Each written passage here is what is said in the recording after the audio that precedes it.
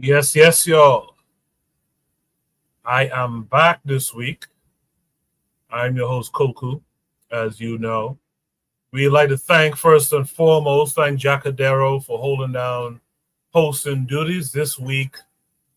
He's the one traveling. Sorry about that. He's the one traveling this week. So shout out to Jacadero when you listen to the playback. Make sure you guys drop some messages of appreciation for Jacadero for hosting these past few weeks, and he'll be hosting some more again in the future as well as needed. Uh, with that said, uh, make sure you guys join the Discord. The number of topics has become a little bit of slim pickings these days. Some of the usual suspects for posting topics aren't posting, it seems, and but some of the newer listeners, or maybe long-time listeners, but who are new to the Discord, they're posting. So shout out to Provide Triggers in that respect. Shout out to Daily Affirmations by Pauline, and others who are posting these days. But I need some of the day one folks to post as well, because you guys have a certain type of post that you put up that makes these conversations more varied and more interesting. So make sure you post them. Trigger, you just posted that like 2 minutes ago. That's too late for tonight's show. We'll get to that next week. But I appreciate you posting all the same. What we have in store for tonight. Tonight, we're going to talk about Africa's stance on the Israel-Iran conflict. We're going to try to answer, will our decolonization require a reimagination of our health and or healthcare system? We're going to look at the fact that hip-hop is not dead, although I don't know if anyone said it died, but hip-hop has repatriated.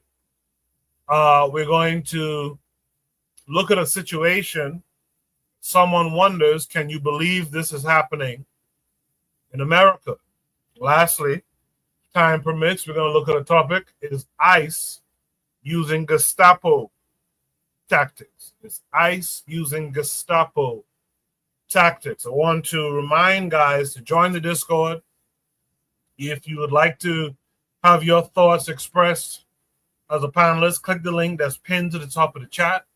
Join the panel tonight. Let's have a good number of people on the panel so we can have a good, thorough conversation on these topics. Again, post your comments. Post your topics on Shoot the Breeze. On the Discord, on the Shoot the Breeze channel. Shout out to Trigger Happy, who was out there in the chat. We'll talk about your topic next week, which is a good one. Shout out to D Webb saying peace, family. Hope all is well. I'm trying to make it through. Thanks for being here, my friend D Webb. And in the meantime, what I'll do is I'll officially start the show, and on the other side, I'll drop Shoot the Breeze topic number 1, as well as introduce any and all of my panelists. So you guys, please stay tuned. And in the meantime, hit the like button, share the show to social media, call up a friend, have them join you in listening as well.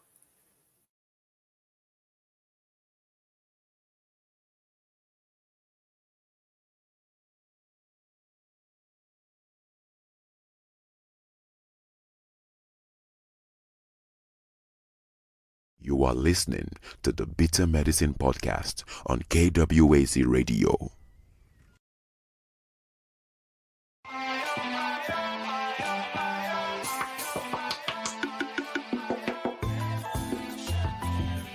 Welcome to the Bitter Medicine Podcast, where it's all about Black empowerment. Our show focuses on Black news and entertainment, arts, science, economics, history, people, and strategies that uplift, empower, and motivate Africans within the diaspora. And now, your host, whose favorite color is black, Goku.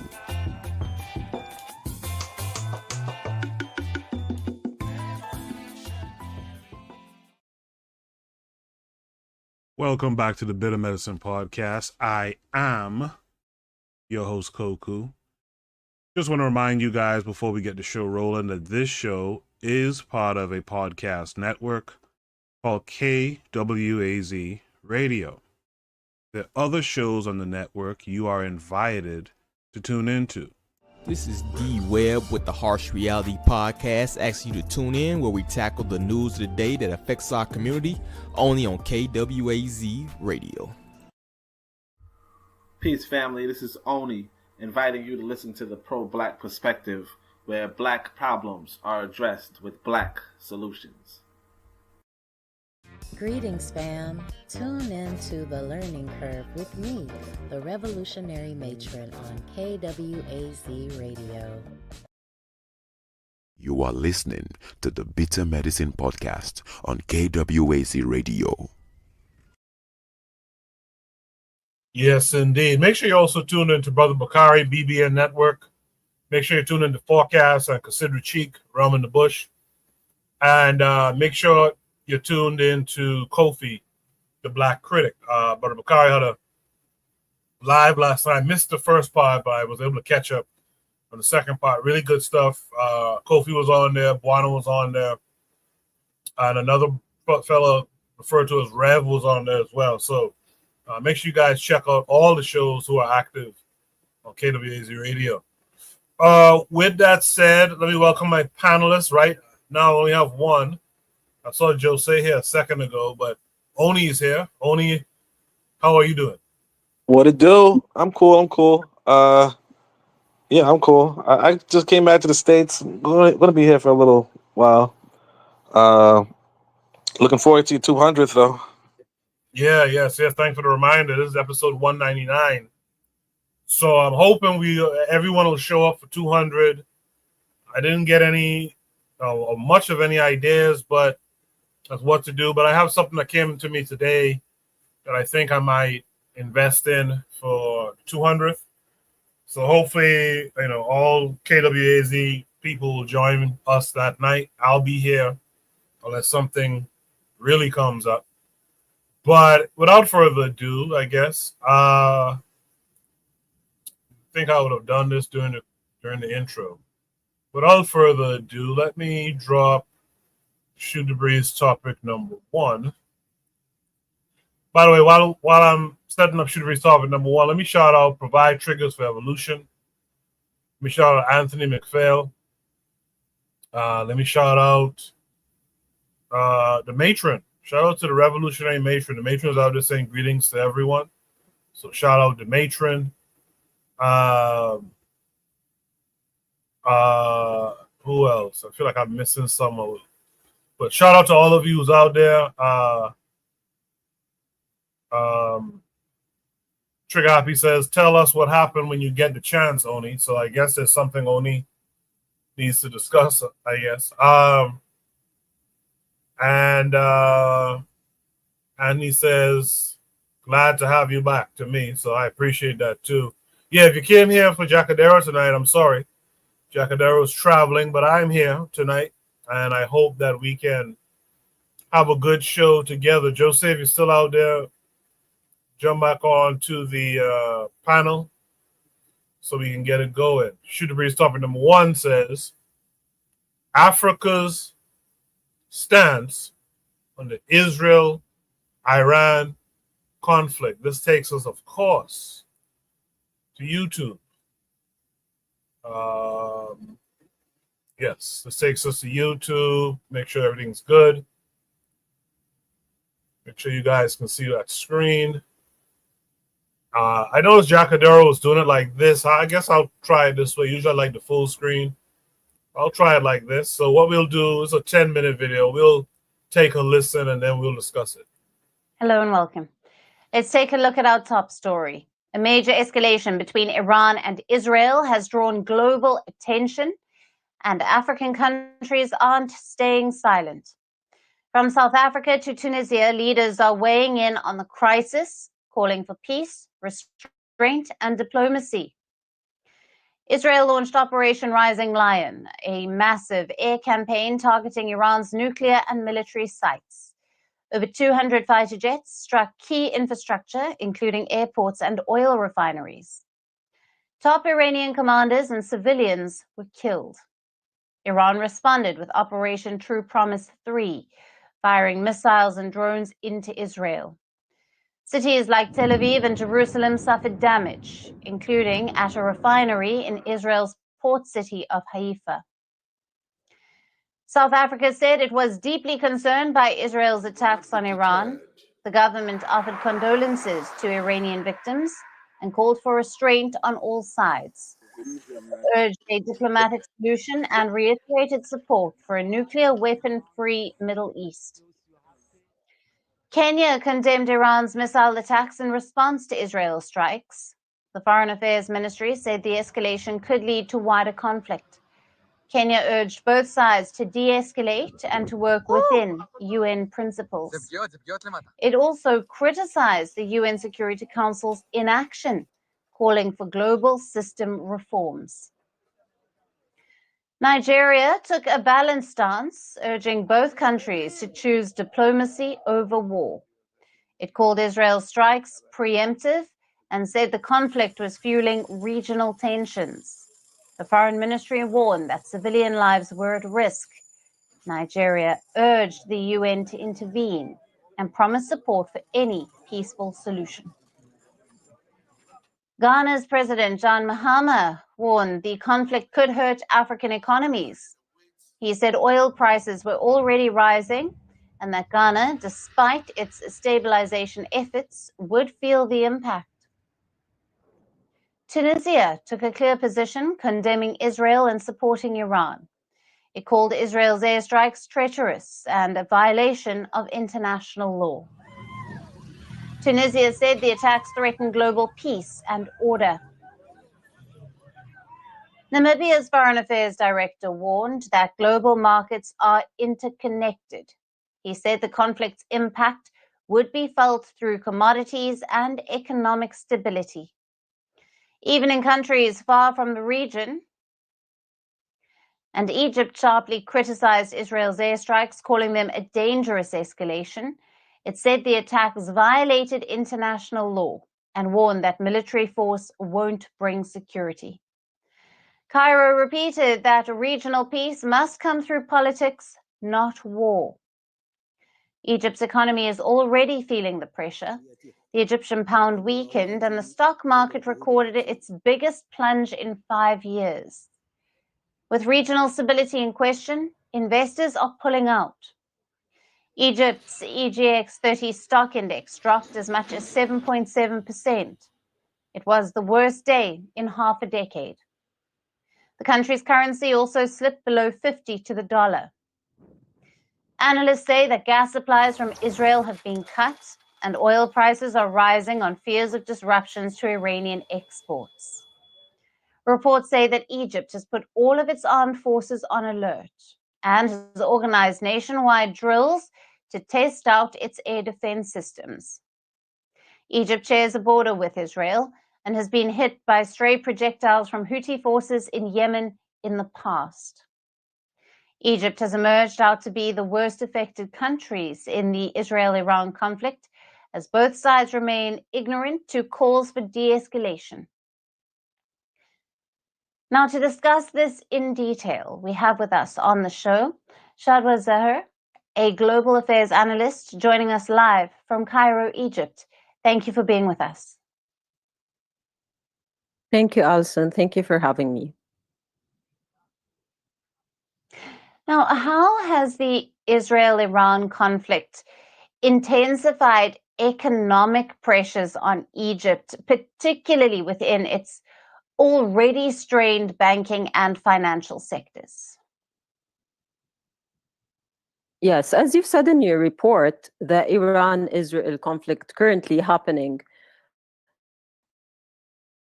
increases the fragility of the economic situation in Egypt. Especially Egypt is battling inflation with over 30%, with depreciated currency and shortages in the foreign reserve.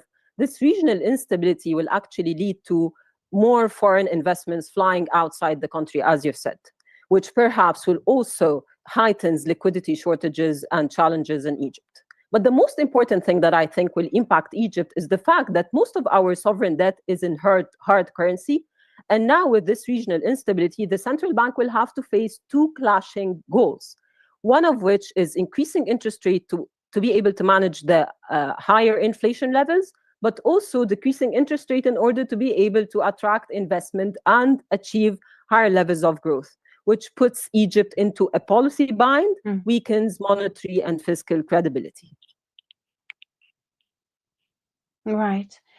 And Shadwa, given Egypt's geographic and diplomatic ties, both with the Middle East and Africa, how is it navigating the fallout from this conflict economically and geopolitically?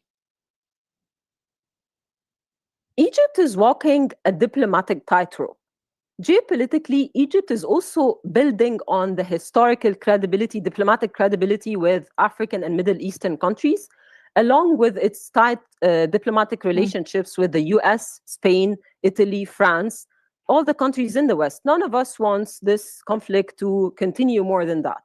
So with the long history of Egypt when it comes to its diplomatic situation, specifically understanding the ideological background of Israel and Iran, strengthen Egypt's position as a mediator, geopolitically speaking and diplomatically, along with the support of the US and Russia in order to stabilize the conflict between Iran and Israel.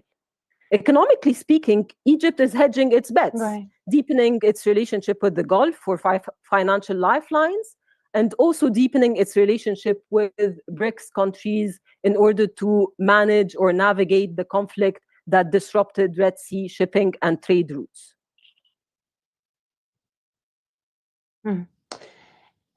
Beyond Egypt, are there broader risks for other African nations, such as rising fuel prices, trade disruptions, or even investment withdrawals as a result of the prolonged instability between Israel and Iran? Yes, the risk is both real and systemic. But let me tell you, Alison, the risk is not just for African countries or Middle Eastern countries, it's also for Asia. Because Iran is at the borders with the Chinese and Pakistan. So everyone is going to be impacted by this. So for African countries, now they have to reroute away from the Red Sea and the Mediterranean disruptions further towards the land.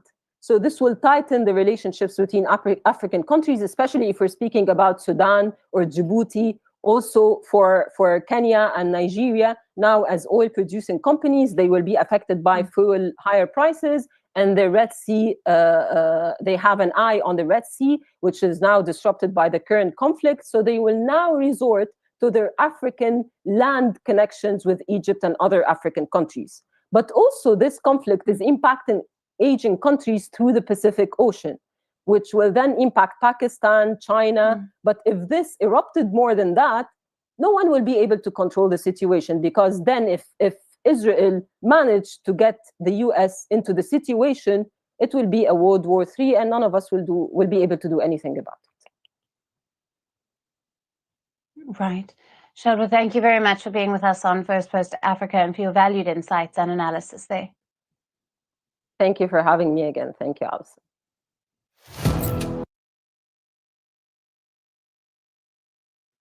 So there you have it. While this piece mostly focused on Egypt,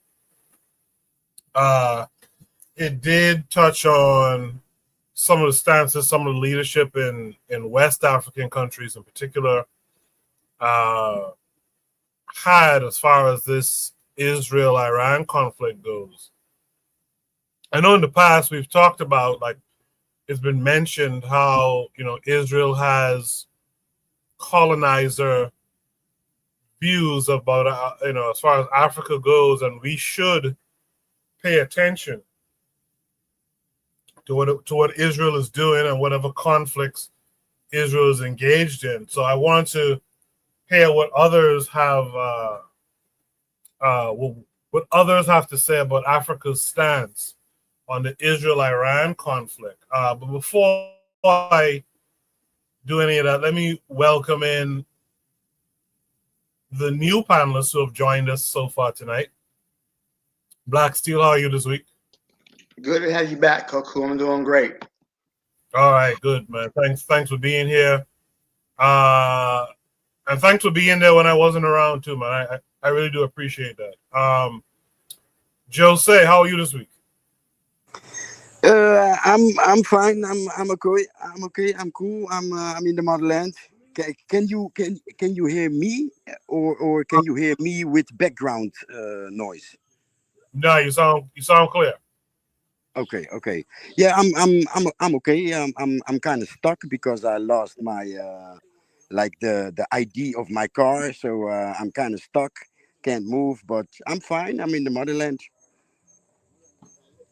Nice. Thanks for being here. Anthony McPhail came through. Anthony, how are you this week? Hey, peace, man. How you doing, Coco? I'm hanging in there, man. Thanks for asking. How are you? It's good, man. I'm doing pretty good too, man. And peace to all the other brothers on the panel and everybody in the chat. Yes, sir. All right. With that said, with all the panelists introduced, let me start with Jose on this one. Jose, shoot a brief topic number one: Africa's stance on the Israel-Iran conflict. What say you? Yeah. I was kind of surprised by some of the reactions from some of the countries, maybe I shouldn't be Kenya, for example. But yeah, yeah. What can you say? What can you say? The countries with puppets are going to side with the West. Uh, but what I commented, at the end there was this question about the impact that it could have, and I think what I missed was South Africa. It's South Africa is one of the places where these fake Jews are fleeing to. That's one, and two is it's a maritime alternative if the shit hits the fan in that area. I mean, it's the Red Sea is not it's not connected to the Suez Canal, but Yemen is. So it could hit the fan, and Yemen could block the yeah, Yemen could block the route, and then yeah, ships have to pass by the Cape, and exactly there is where these fake Jews are landing, plus yeah, these how do you call them? Yeah, I don't want to call them that. These Afrikaners want to. It's the powerhouse of these Afrikaners, like the west of South Africa. So I'm kind of worried. I've been worried for a while now about South Africa. But yeah, that's what I think. I think I missed South Africa in the list. Thank you. Appreciate that, Jose. By the way, shout out to Brother Bukhari in the chat. He said peace and Black African power. Shout out to Cheryl, who says greetings to everyone. And Trigger Happy 262 said he just realized that Trump just bombed Iran. So there's that. Did y'all happen to see the soldiers were talking about they got, what's it, steak and lobster this Yeah, I past week? saw that. That means they're getting ready to go into combat. Yeah, that's funny stuff to me. That's funny to me too, right? So I guess here we are. Yeah. Go ahead, Jose. I said the last meal. It was just a remark. The last meal. Yes, the last meal. Yeah. With that said, let me hear from Black Steel. Black Steel, what say you to Africa's stance on the Israel-Iran conflict? Well, we live in interesting times right now. And I'm here for it. So I think many African countries are taking the correct side, which is the side of Iran.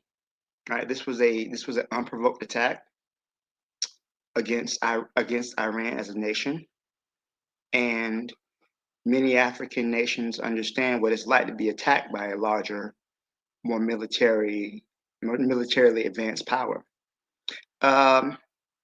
So there was a saying in 2023.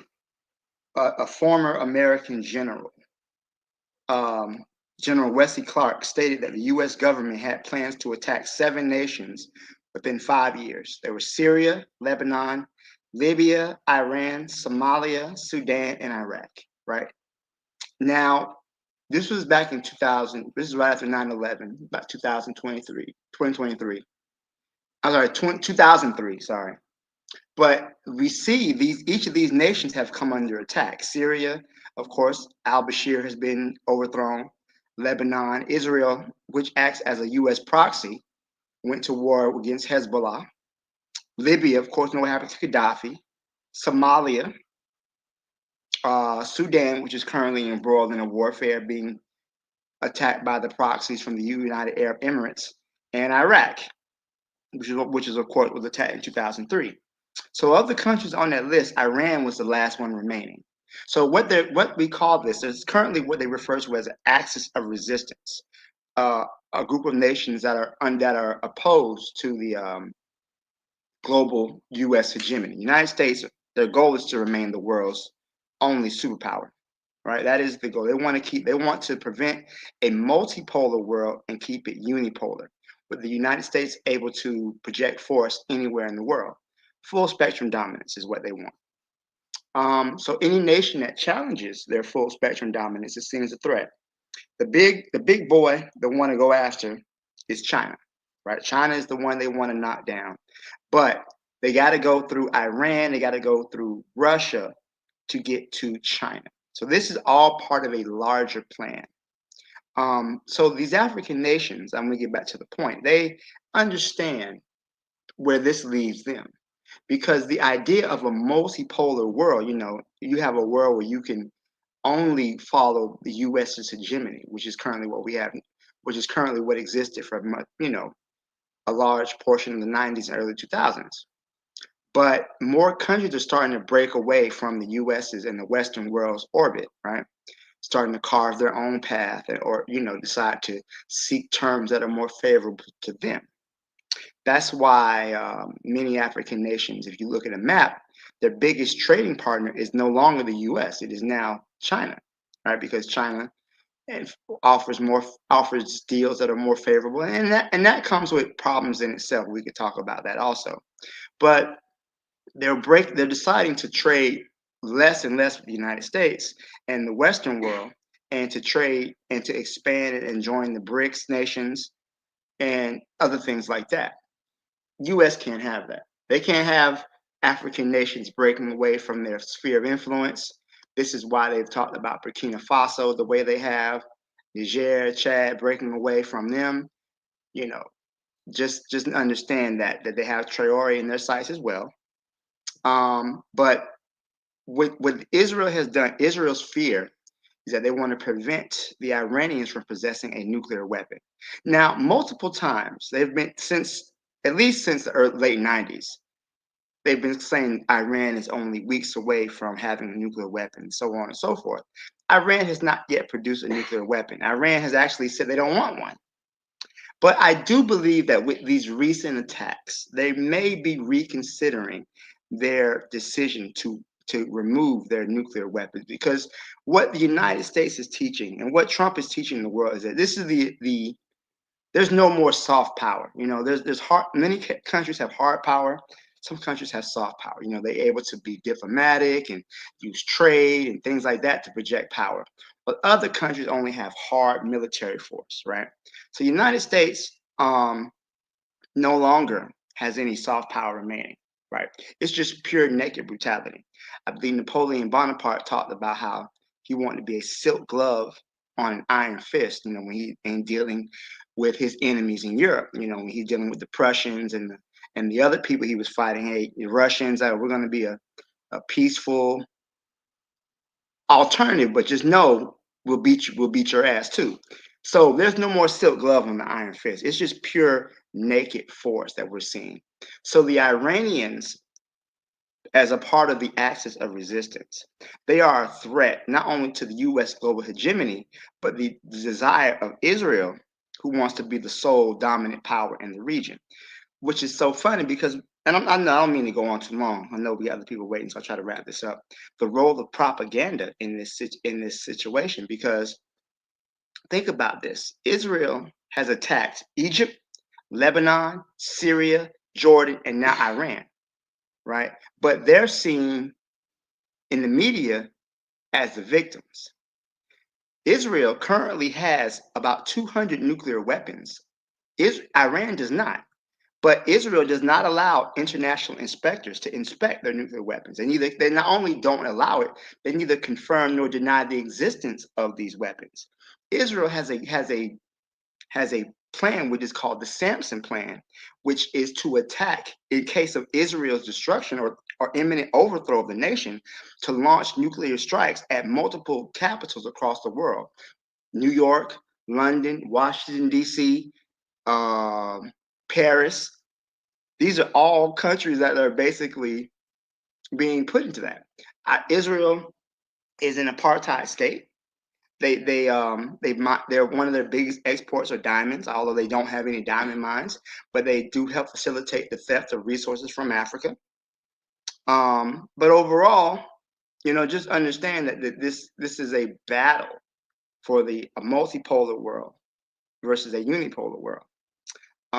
I do not think that it will end well for the United States, but here's hoping. I make no secret of my desire to see the United States humble the peg. I don't make any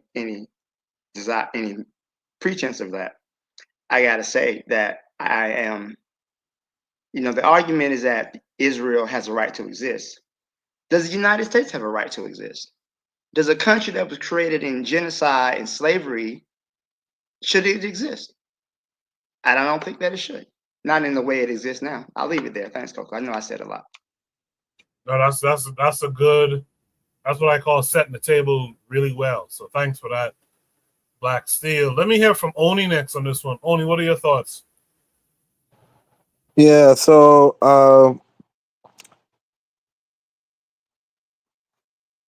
as far as the stances of African countries, like the usual suspects, you have the Western-backed African countries going along with the Western narrative, and then you have the other side, the more independent side, saying, what Israel was doing wasn't, I guess the word is kosher, right?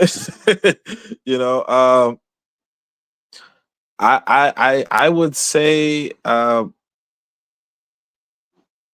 Africa. I mean, the what the video was telling us, at some point the lady says something along the lines of, if the United States gets involved, there's nothing that anybody can do.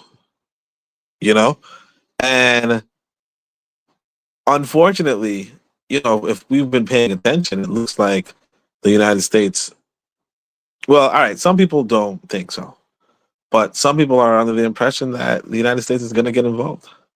And if the United States gets involved and other countries get involved, we could have, this could be the last week on Earth for quite a few people. Do you get what I'm saying? Quite a few people can become vaporized or atomized before, the next, before the 200th special. You understand? Now, of course, because my black ass is in the United States, I'm kind of like, shit, like, but that's just the way the game is. That's just the way life is. Unfortunately, we have these religious cults that nobody really calls out.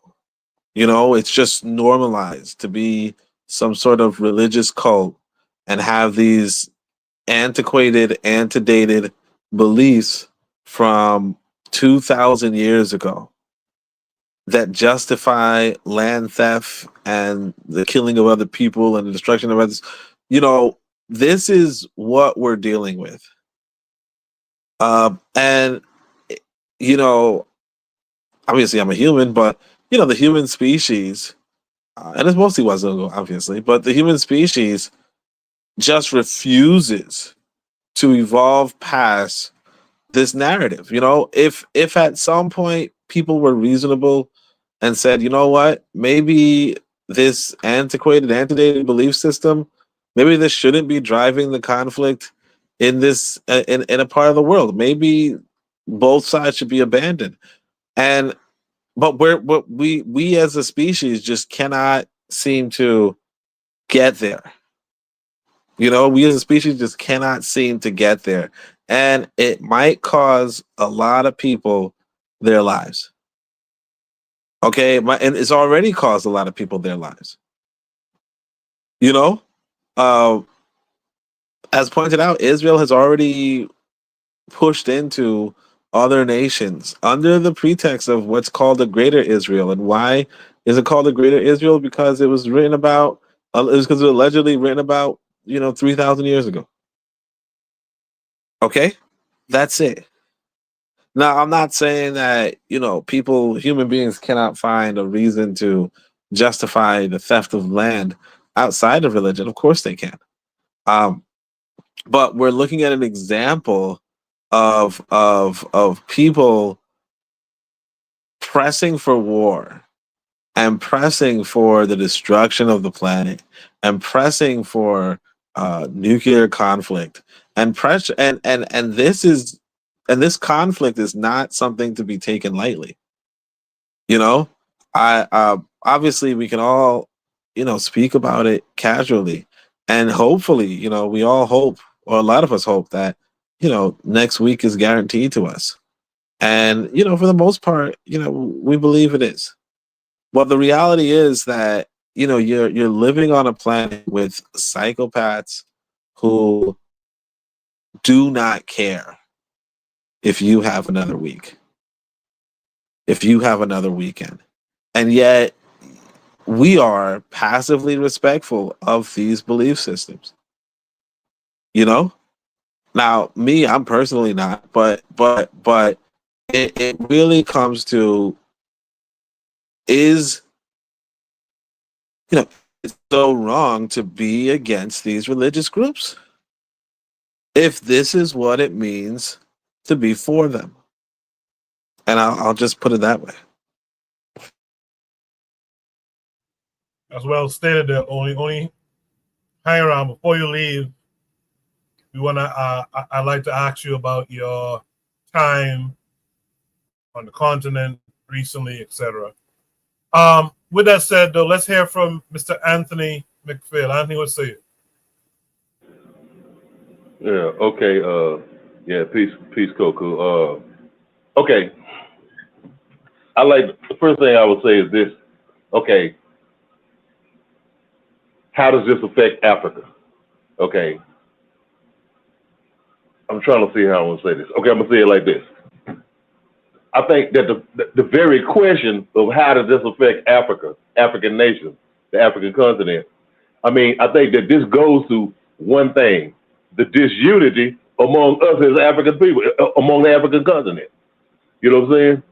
I think that it goes exactly to that. Because, okay, obviously, African nations' economies are tied to the world economic system. We know that. Okay.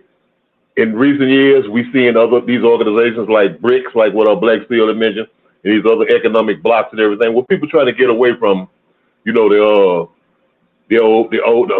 economic system, the American Western controlled economic system. But I think, like I say, African nations, now we'll go and join BRICS and join all these other economic organizations, whatever, but yet we have yet to have economic unity on the continent. You know what I'm saying? It's still hard to get a visa in Africa, to go to another country. In these borders and everything. You know what I'm saying? So I think that our disunity, though we have some nations who are working towards it, like the Sahel states, who are working towards it. But I think that our disunity is one of the main things that make us vulnerable to things like this. Because I mean, if we had the cohesiveness, if we had the unity, a real African Union, a real organization of African unity, you know what I'm saying? The way Nkrumah envisioned it, I mean, a lot of this stuff would be irrelevant to us. You know, like whose side we're gonna take. I mean, obviously, anybody, you know, me, I think Israel, America, Canada, Australia, all these European settler colonies, you know, I mean, they could all go to hell to me. You know what I'm saying? I was hell at first when I first heard her. I was hoping Iran fucked them up, but then now we're seeing how weak Iran is. But I'm just saying, but us like choosing sides, I don't see where it's gonna be. It's because like the majority. Okay, let's be real. The majority of African presidents are puppets, and they kissing the Western ass anyway. You know what I'm saying? Just a couple of years ago, you had that devil in Tel Aviv, Netanyahu, you know, trying to go into the African Union, telling them y'all need to make Israel a member of the African Union. You know what I'm saying? He wanted Israel to be a member of the African Union, and when they kind of rejected, when a lot of them rejected, they said, well, at least let us be an observer. You know what I'm saying? So I just like, I don't see where it's going to benefit us one way or the other. Okay, we fought the Iranians. Well, the Iranians going to get their ass kicked. Okay, we fought the Israelis. Well, it's going to be business as usual. You know what I'm saying? The Israelis, along with America and the West, you know, still doing all the exploitation that they're doing in Africa. You know what I'm saying? So, I mean, I don't see where it really benefits us. I think the main thing that we need to do is unite among ourselves. African nations unite among ourselves. You know, we need to run all these Uncle Tom puppies out, you know, and unite among ourselves. You know what I'm saying? And break down these borders, you know, and trade with each other instead of, okay, we got to go trade with BRICS or with this organization. Hell, we need to trade with Africa. You know what I mean, we got everything we need. Our main thing is this: we need to have the education and the technology to develop everything from the raw materials. You know what I'm saying? So we could sell shit to people instead of them taking our shit and selling it back to us. You know what I'm saying? So I mean, to me, we tied to the economic system and, you know, the oil or whatever, you know, and because, you know, really they don't give a damn about Iran having no nuclear weapons or trying to get no weapons. They give a damn about Iran got all that oil under the ground. That's what this is all about. But yeah, man, I don't see where it benefits us one way or another, though, really, man. You know, yeah, we could be on the right side of history, but you know, we was against the Israelis or we was for the Iranians or whatever. But I mean, at the end of the day, if you still a puppet, you still in their back pocket. I mean, that's not gonna benefit your people. I'll knock off right there. Good stuff, Anthony. Appreciate that. Let's welcome in our brother, Real Black Gentleman, RBG. How are you this week?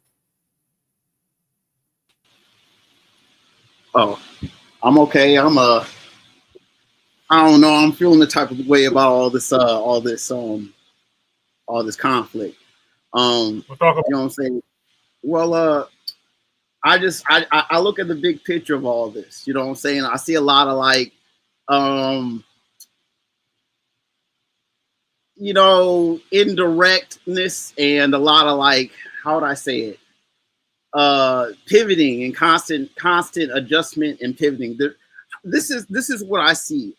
Okay, I mean, as far as Africa's, okay, let me keep it from an African's perspective. Okay, this is strictly African's perspective, especially in light of what's going on in this conflict and all this stuff. Okay, right now, okay, it's about technology.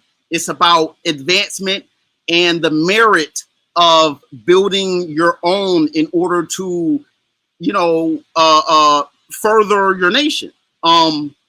Nuclear, uranium, you know, as the white people have done it, you know what I'm saying? They initially, you know, refined it to make a bomb. They really weren't trying to make nuclear energy until after they made the bomb. You understand what I'm saying? That was their main thing, just like liberating the energy and fission power. Okay. Now, let's say African scientists decide to build a fusion plant. You think these white folks won't try to bomb it? To say, oh, they're going to try to build a bomb with it. You understand what I'm saying? Like the idea of how you try to use your mind, because they attack the scientists too. It goes back to saying that, like, you don't need uranium. You can just go ahead and burn this oil. Let's go back, 50 years or 100 years or so. They'll say you don't need to burn this gasoline. You can just burn some wood and sticks, because we don't need you to have that kind of energy at your disposal, because gasoline is very energy intensive. It's the hydrocarbons, and how when you burn it, it combusted, it liberates energy, right? Okay. Now, black folks have all this energy, right? Okay. Going back to, intelligence and what you're capable of your own merit of doing. So, I mean, y'all might know Niger, African nation gave, because once they dropped France, they had a whole bunch of uranium. Iran bought some uranium, right? Okay. Now, they say Iran wasn't trying to build no bomb. Okay, that's cool. But what winds up happening, it becomes an argument of crudity. Now, they had all the intelligent people, but now all the intelligent people are gone. Now it's going to turn into, well, they're just crude people and will do crude things. Like, we'll just throw radiological materials at someone because they're just medieval, You follow me there? Coco, you follow me? You see where I got you. You follow where you see where I'm headed with that drift. So because black people, you see what I'm saying, don't know no better. If black people decide, we want to, enrich uranium because Lord knows fusion power isn't there yet. And I wish, black people were on like some, it is probably so. You might have some university with some African people studying some fusion. So you can bypass the fission aspect of it, keeping it smart. We don't have to do what the white folks do. Because if you have uranium, people might be saying you might want to build a bomb or throw it at us, aka a dirty bomb, which is some real wicked something. I'm just going to have some radioactive material and just throw it at you, because it's just going to be there, because radioactive is going to be there forever. But Iran, the refined people, their culture, they're not going to do that. And if they say they're not going to build a bomb, they're not going to build a bomb. But then you have people who do have a bomb. But you see what I'm saying? But if they just want to enrich uranium for power instead of the oil, you see what I'm saying? If they want to refine their skills a little bit, they can't do that. And that what it turns into is that it turns into a semi-quasi dog whistle to Africa. Is that if you think about trying to use your own materials, this is what's going to happen. I know that's in the realm of possibility. I know it. Because people talk too much. But I think what I'm saying. You have the Kenyans trying to the Kenyans is lost. The horn is like lost ground all of a sudden. And as far as the Israel thing goes, Israel's region lightweight is all of Africa. In their own minds, because they'll try to play with Egypt, and then as greater greater Israel's from the Nile to the Euphrates, and the Nile goes pretty far, and you know how they was trying to go into Uganda, which is at the headwaters of the Nile. So I'm just saying, Africa needs to get its head out its ass and really get some political unity and figure out the proceedings from hence on in. Otherwise, again, Africa's going to be picked off one by one, get played off against the other, and it's just going to be ugly. I'm gonna pass the mic. Good stuff, RBG. Really, really good stuff. With that said, let's welcome in Buana this week. Buana, how are you? I'm good. I hope all the brothers on the panel are doing well. I hope all your brothers are healthy, and much success to you all their endeavors. And I hope your families are doing well. Let me start by saying that. Yeah, Buana, can you raise your volume a little bit? Oh goodness, man. Let me see. Can you hear me better now? Any better? A little bit. Go ahead. Any better? Good. Okay. A little bit. Go ahead. Africa stands on the Israel-Iran conflict. What say you? Okay, so Africa doesn't have a stance on this issue. Africa is a toothless tiger, and I agree. I think that real black gentleman was on the right track with what Real Black Gentleman said. He was on the right track. If you have no nuclear capability, you have no ability to back up what you say. You are just talking on a microphone. And nobody respects that. No African country right now possess nuclear weapons. None whatsoever.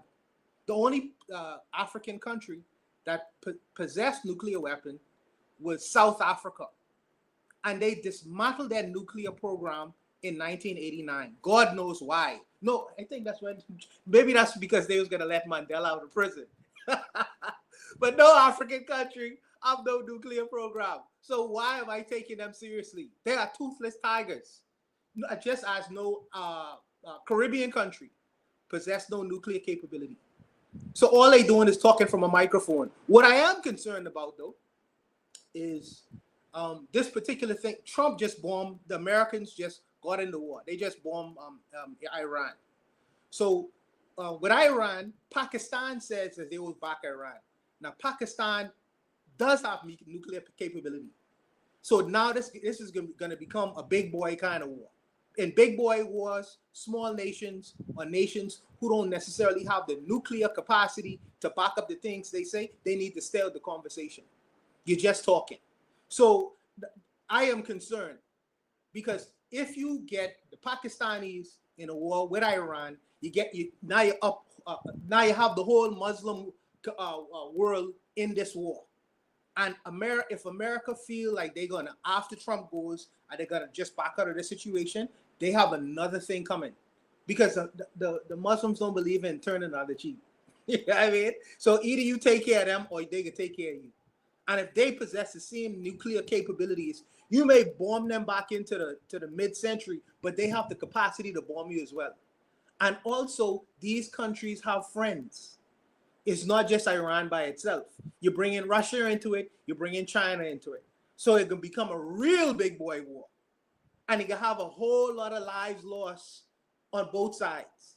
I don't know if that's what Trump wants, him during his time in power, but if he want that, that's what they're going to get. And unfortunately, I hope it doesn't happen. If more than one country possess nuclear capabilities, the ability to create massive destruction. They say if they was to have a World War III, the next World War is going to be fought with sticks and stones. Sticks and stones. You're going to clear the whole board and start all over again. I would hate to see that happen, but if these guys keep on playing this game, they're going to win a dummy prize, the likes of which they never seen. I think that they should have taken out this guy in Israel a long time ago, because he is a warmonger. But Ali Khamenei don't believe in turning the other cheek, bro. If America and Israel wants to fight, these guys don't believe in backing down, bro. But that's what I have to say about it. As far as the stance on Africa, the whole continent is a toothless tiger. They could talk in a microphone and talk about non-alignment and backing off all they want to. But if they don't have the ability to back up what they're saying, if they don't have that big stick, they're just talking. But that's my opinion, Coco.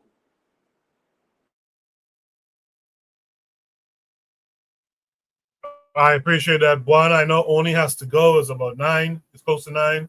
So thanks for joining us, Oni. I know you're back stateside for a little minute. Hopefully we'll see you again in the future, all right? I guess Oni left already. I think I got everyone on that. So at this time, does anyone have any follow-up comments they want to make? They want to respond to something someone else on the chat said? Yes. I'm sorry, Jose, you go ahead first. Joe said they're black steel okay. and then whoever. I want to pick it up where Oni left it. I don't think religion has anything to do with it. The notion is that Israel has influenced everybody, but I think Israel is just a colonial outpost of the West. It's about energy, it's about power, it's about maritime routes, and that's just it. The religion thing is an excuse, just like calling calling Hamas jihadist is that's where it starts. Their religion doesn't make any difference. They are resisting occupation, and the plan is indeed Greater Israel. And what is Greater Israel? A lot of oil, a lot of oil, a lot of, yeah, resources. And it's the same game. If you look at it, it's the same game playing out through history. Be it Israel and the United States, supposedly two parties, or the Dutch against the Brits in South Africa, or the Dutch against the Brits in the Far East. It goes way back, and it's always the same game. And the indigenous people think they have one party they can talk with. And what is it? Good cop, bad cop. It's kind of a good. There's a good cop, bad cop element in it, in history. This time, it's yeah, it's kind of a new version of the good cop, bad cop. Everybody thinks Israel is the bad guy, but no, Israel is just the outpost. And I want to throw in another thing, a thought that is developing. Who were the Romans? Who were the Romans? The I mean, they called Europeans savages, so it's not Europeans. So who were the Romans? Is it the same people that are controlling the United States and Israel, and are fucking up South Africa, and are taking Cyprus at this moment, and speaking of a greater Israel, while their goal is to have world power? I mean, call them call them Khazars, call them fake Jews, call them Romans. I mean, that's just that's just a thought. But what I wanted to say is it's colonialism. It's world power. Religion is just an excuse. Thank you. All right, so let me add this. I kind of agree with what Oni was saying, right? And that I think that the role of Christian Zionism cannot be understated, because in America claims to be a Christian nation, right? But the ideas of Zionism, which is that is Egypt, Israel, is the land of God's chosen people, and these events are prophesied in the Bible, which the idea is to bring about the second coming of Jesus Christ, right? Israel must return to the promised land, rebuild the temple, so on and so forth, so that way Jesus Christ can return to earth and take his place as the King of Kings. Now, for those of us who are not religious people, that sounds like a bunch of nonsense. But a lot of Americans strongly believe in these ideas of the return of Jesus. So this public perception in that Jesus is is God, and all the other stuff, right? This influences people's ideas, right? And it gives people consent for this. Jose says it's all theater. I don't disagree with him being all theater. That's true. But the reality is people believe that. And a lot of people in Africa believe that too. There's a lot of people who support Israel simply because based on the Bible and Christianity. There's something in the book of Genesis and a U.S. senator, mind you, a U.S. senator, Ted Cruz, said that he believed that those who bless Israel shall be blessed, and those that curse Israel shall be cursed. That's somewhere in the Bible. There's no connection to the modern day Israel, to what the biblical state of Israel was, right? So a lot of people are believing, and they will die hard going to World War III, believing that these events will help bring about the second coming of Jesus Christ. So I'm glad that Oni did mention that we call what we call Christian Zionism, or the end times prophecy. These people who want to bring about the end of the world. These people who want Israel to destroy the Muslim holy sites in Jerusalem as a way to rebuild the Temple of Solomon, right?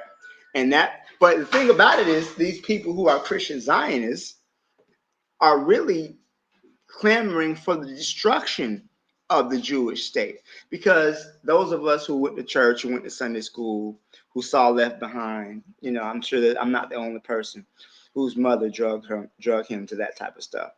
But the idea is that the Jews must be destroyed. That's what the whole idea of the 144,000 comes from. That 144,000 from each of the 12 tribes of Israel will remain after the tribulation to prophesy them.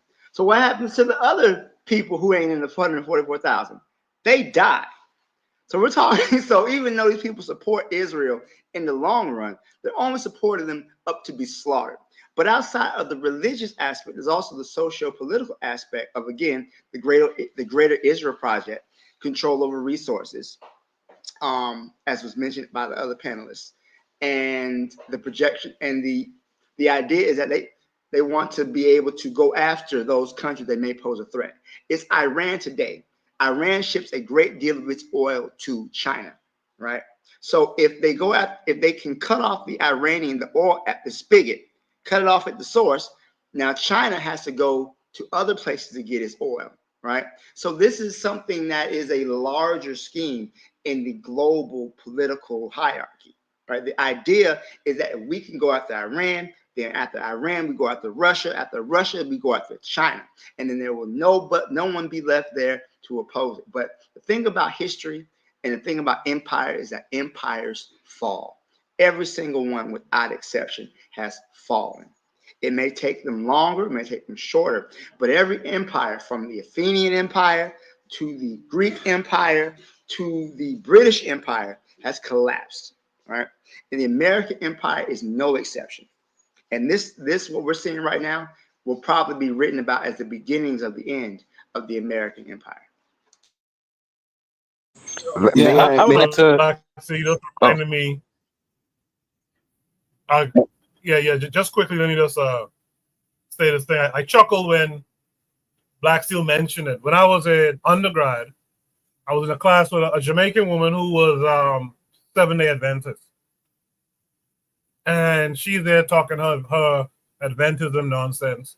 And I'm like, hey, listen, you really believe that of all the people that have existed through time to present day, you believe that only 144,000 people will make it to heaven? And she wholeheartedly said yes. And that she's trying to be one of the 144. Right there, I told her that whole thing is flawed. But I digress. Real quick, in the chat, Cheryl says, yes, I'm glad someone touched on the religion part. It's the bedrock for which they make their decisions. So I'll read other comments a little later. I think Jose wanted to go and then Oni. Yes, I already commented it. Rome didn't fall. Look at the symbolism. So again, this new thought that I'm having the last weeks or months is the same power since Rome. It's the same power, but they went underground. And every time that they stick out their head, it's the same symbolism. It's that Roman shit.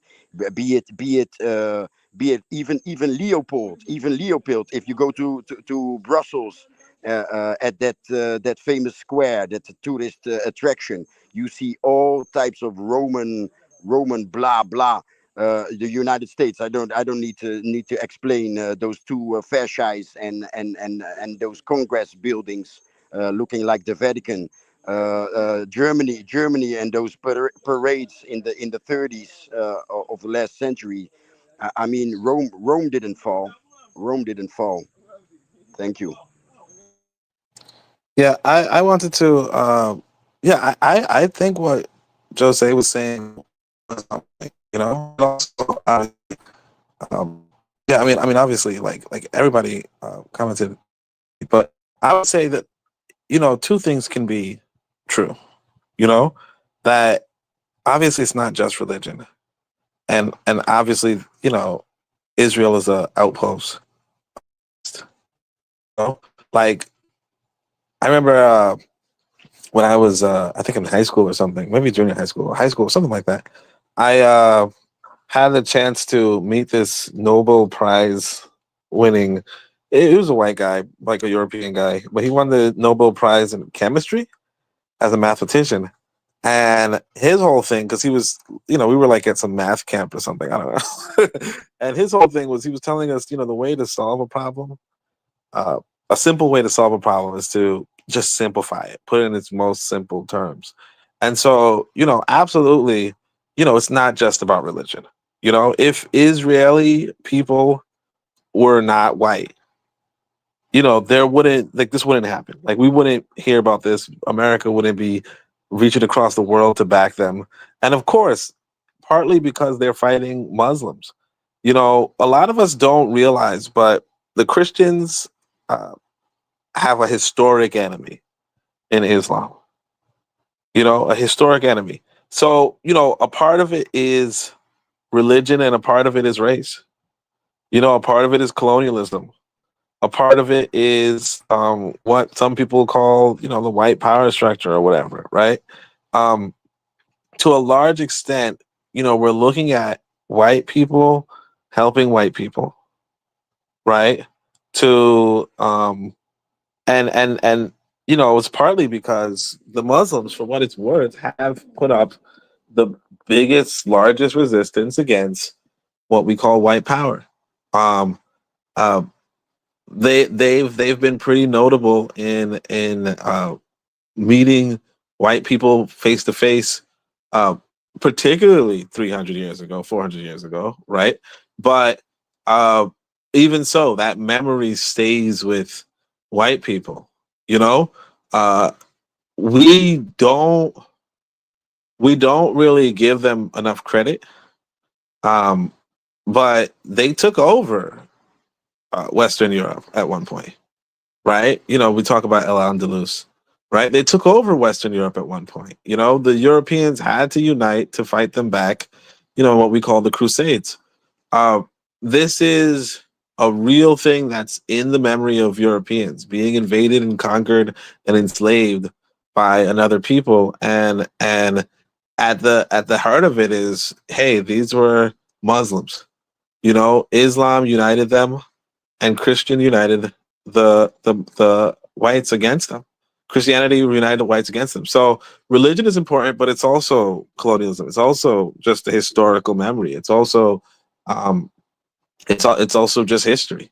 So I absolutely agree that of course, white people didn't care about Israel until it were white people who decided to colonize Israel, right?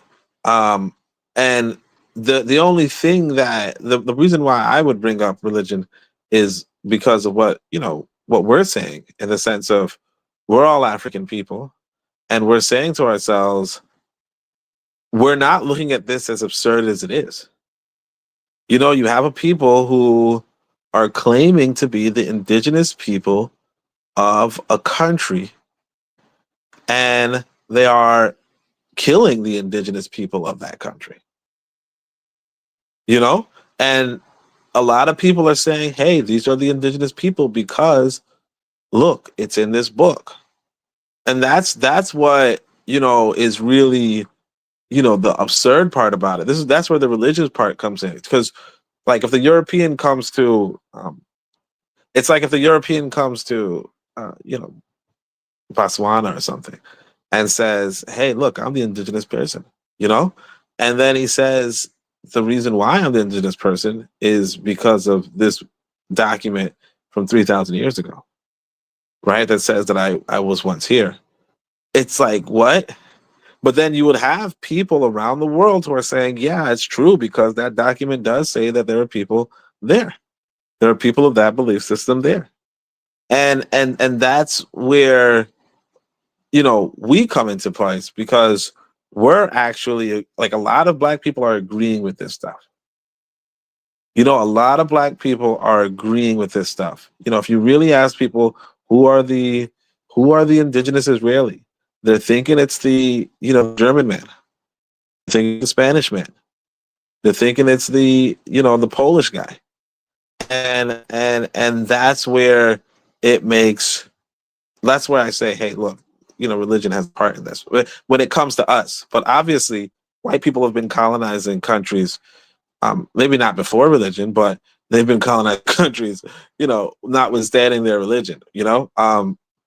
So that's where I would come into with that. It's really about how are we looking at it, how are we taking it, but also, and why we can't seem to say, what this country's doing, like we should be united against actions taken against another group. But then we also have to remember, hey, Iran is a part of the other side, it's a part of the Islam, like it really is a religious war. Obviously it's white people against so on and so forth, but you have to remember what's the context for white people not liking that particular Arabic group. What's the reasoning? It's because that Arabic group there are Muslims. It's that and of course the Muslims have a history, obviously, but it really comes down to, hey, you have these you have this religious war. That's what I say. Like, it's a religious war on both sides, and unfortunately, and if you really look at it, Black people are predominantly following one of so that there's three of those Abrahamic religions, or if you will, they're following one of those three, and Christianity seems to back the Jews, and Islam is one of its own branches. And so when you looked at the divide of the countries, in fact, if you could look at it from a religious perspective, Kenya being well, I don't know if Kenya is really Christian, honestly, but Egypt being Muslim was back in Iran. Tunisia being Muslim was back in Iran. Nigeria being kind of 50-50 was back in 50-50. Obviously, you could look at it from a Western paradigm versus a non-Western paradigm, but it really comes back to, hey, whatever lens you decide to look at it, it's really, at some point there is the religious factor that can't necessarily be overlooked. And of course, I agree, it's not the end all be all, but I wouldn't say it's not there, because these white people or these other people have a long memory, and a part of that memory is their religious beliefs. So, any other last thoughts on this front? May I chime in? Yeah. Yeah. I'll be brief. I'm just gonna just try to add on to what a couple people said. As far as the religion, I do see it in a way as just another, like, it's the ultimate, like, in 2025 we're talking about religion, the ultimate, like, psyop weapon, because anyone with any sense knows that this is nonsense. Even the people in power know that. But if you're able to cultivate people from birth, right, and just brainwash them, and just say, this is everything's in this book. I mean, it doesn't matter, empirical evidence, what I'm saying, science and rigor be damned. Okay, you know what I'm saying? So that's part of it. The whole Christian Zionism is part of that same thing, where it's like, it doesn't really matter about empiricism. You know what I'm saying? And it's like, I call it Jesus, because it's not really Jesus. All of a sudden, because Jesus, spoke up, spoke up against, the synagogue of Satan and all that. But he did say there's some people who's Jews and some people who are not, and it's all that. So that's muddied is, of course, the book has been changed and all that. So, but yeah, once you can get a group of people who don't know no better and give them to fight in the name of the God, it's over. They're 18. They've been brainwashed for 18 years. Yo, send them out to fight. You don't even. That's the whole point. You don't need tens of millions of people in your army. All you need is them couple million that's just is head-assed about it. You know what I'm saying? Is afraid to think outside the box, and what pastor and reverend done said every Sunday. You understand what I'm saying?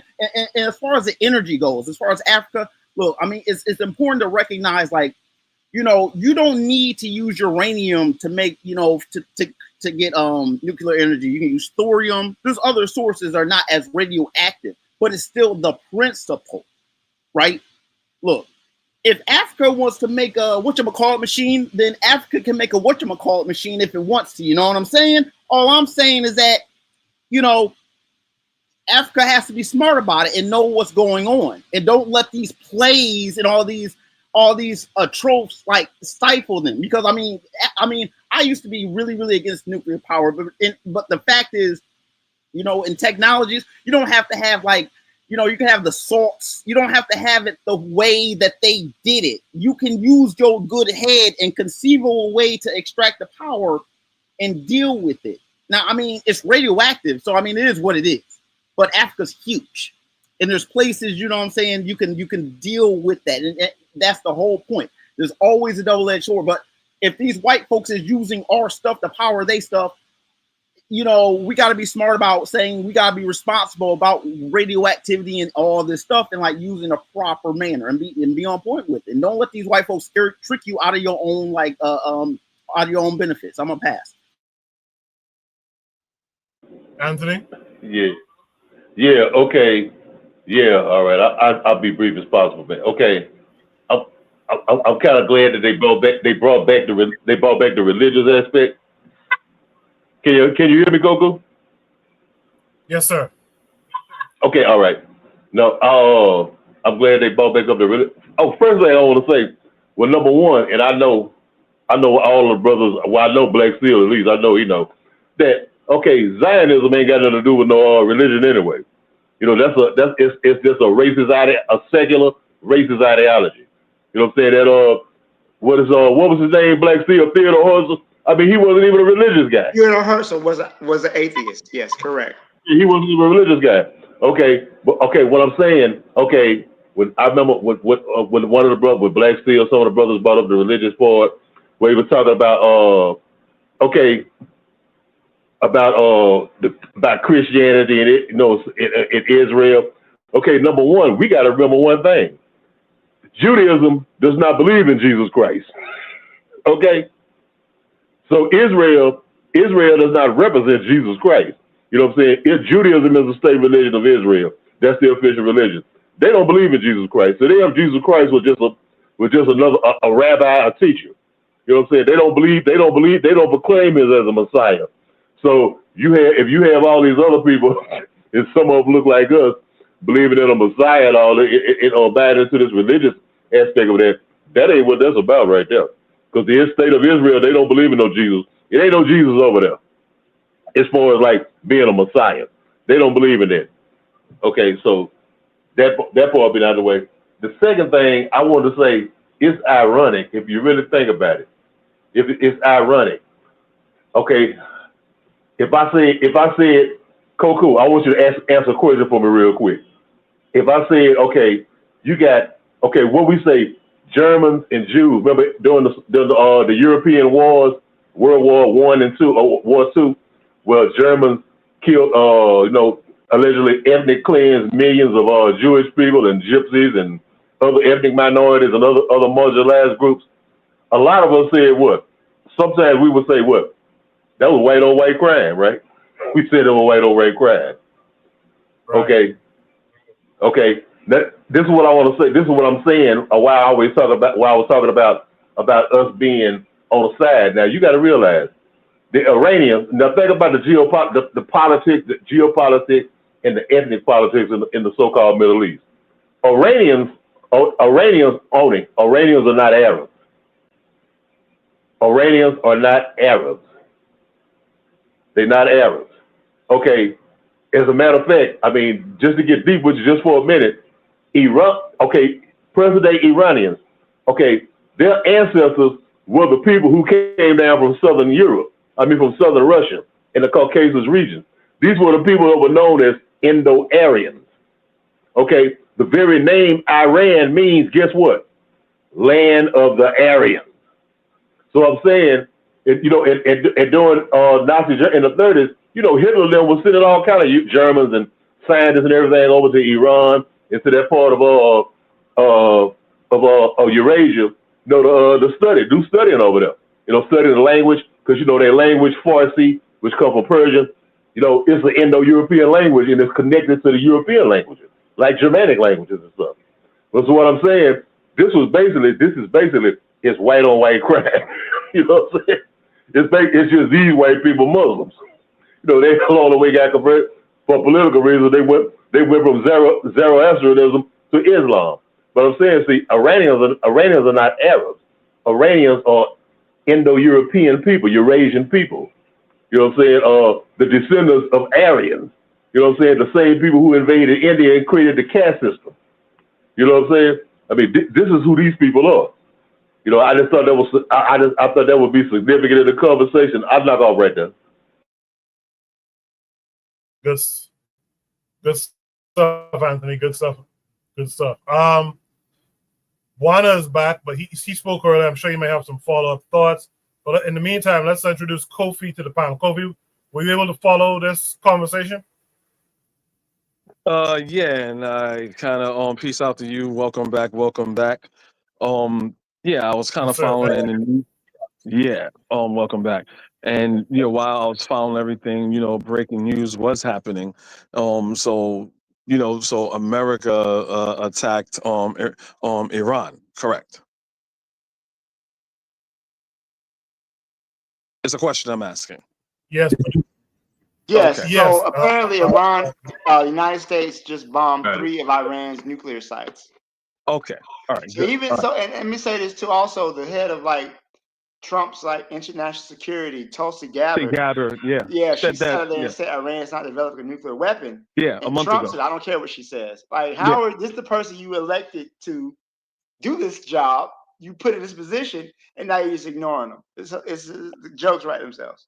And that's why I hate you, Black Steel, because we always think the same thing. You stole my thunder.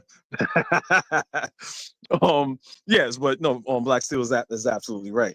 You know, Tulsi Gabbard is ahead. She said that in front of a committee, saying that Iran has no nuclear weapons, right? So it's like 9/11, George Bush all over again, right? So we also have to.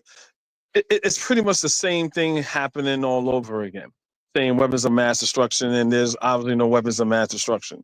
Now everyone is like, okay, there's going to be this nuclear war, and I was talking to my family. I'm like, and I think some people are missing this because my son says something. Oh my gosh, we're in World War III. It's all going to be over, right? I'm like, no, us domestically here, what we have to worry about is sleeper cells, because if we all know if Donald Trump was not in office, he wouldn't have been egging on, you know, Benjamin Netanyahu. So Benjamin Netanyahu feels fine, you know, kicking out everybody out of Gaza, doing what he wanted to do in the West Bank, you know. So he feels comfortable doing that, right? So he's like, you know what, I'm going to take it further. I have beef with Iran, you know what I'm saying? And what did Trump do the first time? He didn't honor the Iranian the Iran nuclear deal.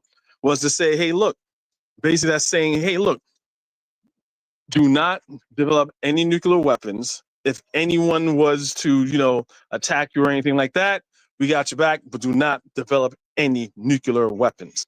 Trump was like, oh, that's bullshit. Obama, you know, anything Obama did, good or bad, Trump's not gonna like. So now Iran is like, goddamn, Trump is in office now, and it's like, we're defensive. So Israel's like, this is a perfect time to bomb Iran. So I'm glad you guys talk about the religion aspect of it. So now it's like, it makes it real bad right now, because that, you know, before it was like, hey, look, this is your fight, quote unquote, your fight, Israel's fight. Israel's our ally, whatever Israel does, you can't hold us accountable. So the fact that Trump is going to be like, you know what, I'm also going to help Israel. Now it's a religious thing, like you guys pointed out. So back to my main point I was going to say, we have to be here in the United States, here in Europe, wherever, about sleeper cells of people just bombing shit, about bombers, you know what I'm saying, on bombers, you know what I'm saying, suicide bombers. That's what we have to be worried about now. Now we got to be worried. I hope it doesn't happen, but this is how they usually do, because look, Iran can't really do anything. Like anywhere in the Middle East, even the ones that do have nuclear capabilities, we also have nuclear capabilities. You know what I'm saying? And we could see a nuclear bomb coming from hundreds of miles away. So that's really not going to do anything.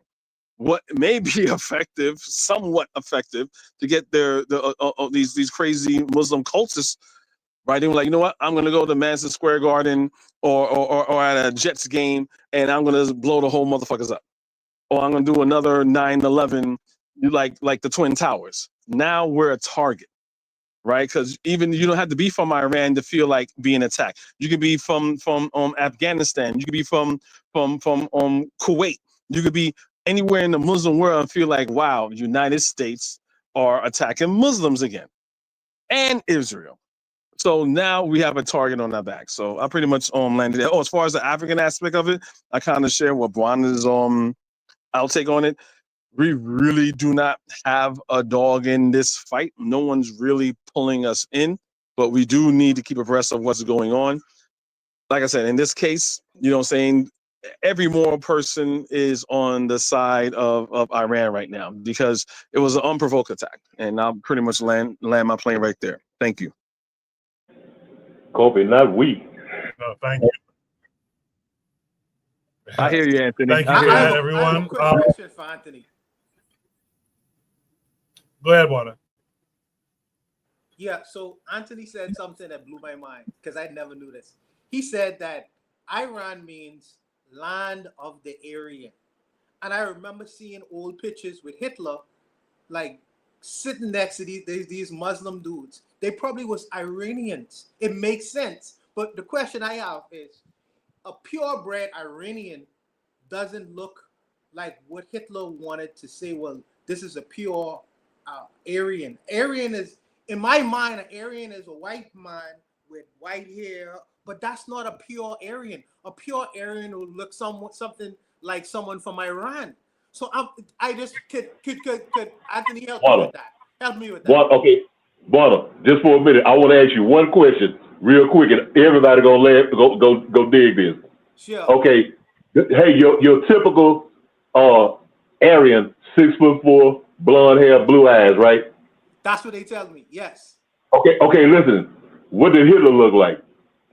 That's right. That's right. That's right. So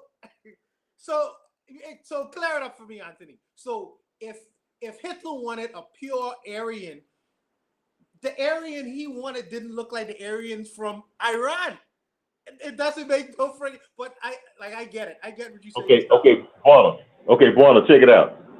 Okay, now when he was talking about that, they was talking about the ancient Aryans.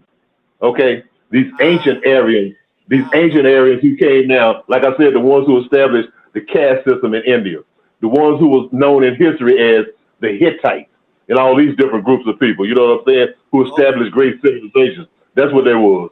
I see. Okay. Very good conversation.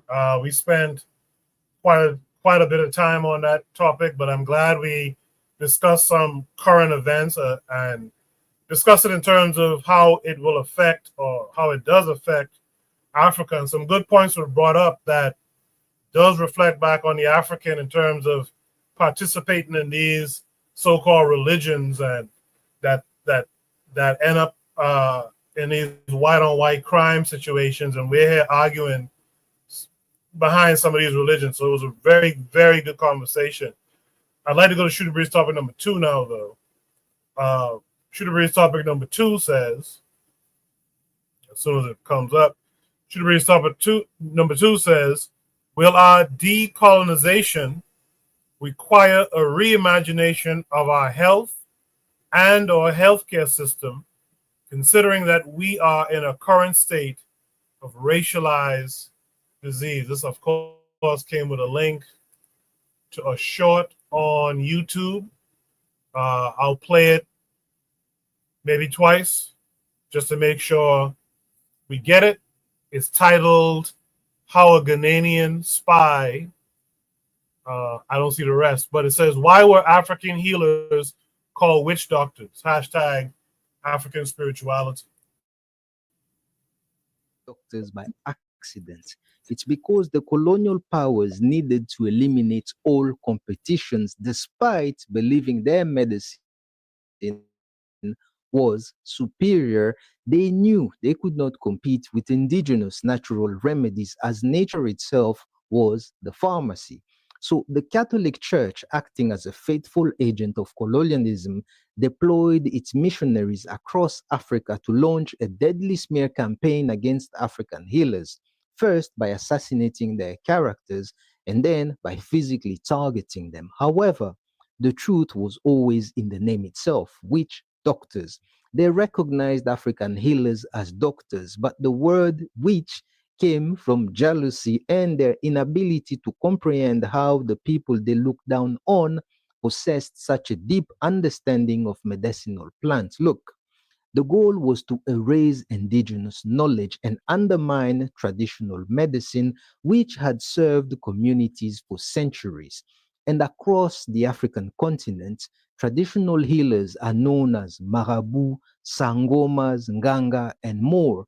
But to show you the absurdity, in DRC, Monganga means doctors. It's a blend of two words, Mon, which stands for my in French, and Nganga, which refers to traditional healers. Yet, remove Mon and suddenly Nganga is reduced to witch doctors. I mean, it's not a secret that racism can only glow in isolations but dims under the slightest scrutiny because it is fundamentally weak. It relies entirely on the system to first destroy everything in the area it wants to dominate so it can control the narrative. You see, they had a product, but no demand for it. So they had to manufacture the conditions to force the desired outcome because the goal was to dominate spiritually, physically, and psychologically through a deliberate, widespread campaign to erase Africa's historical and cultural memory. And I have to admit, they've done a great job. It was well executed to the point that many people look in the mirror, doubting themselves at every step. You see, that's why I can never argue with one of my favorite poets, the Jamaican Muta Baruka, when he says, slavery is not African history. Slavery interrupted African history. Listen, I have an interesting story about my experience with a traditional healer, and if there is enough demand for it, I'll share it next Sunday, same time. Wait, Nini? Labeled witch doctors by African healers were not labeled witch doctors by accident. It's because the colonial powers needed to eliminate all competitions despite believing their medicine was superior. They knew they could not compete with indigenous natural remedies as nature itself was the pharmacy.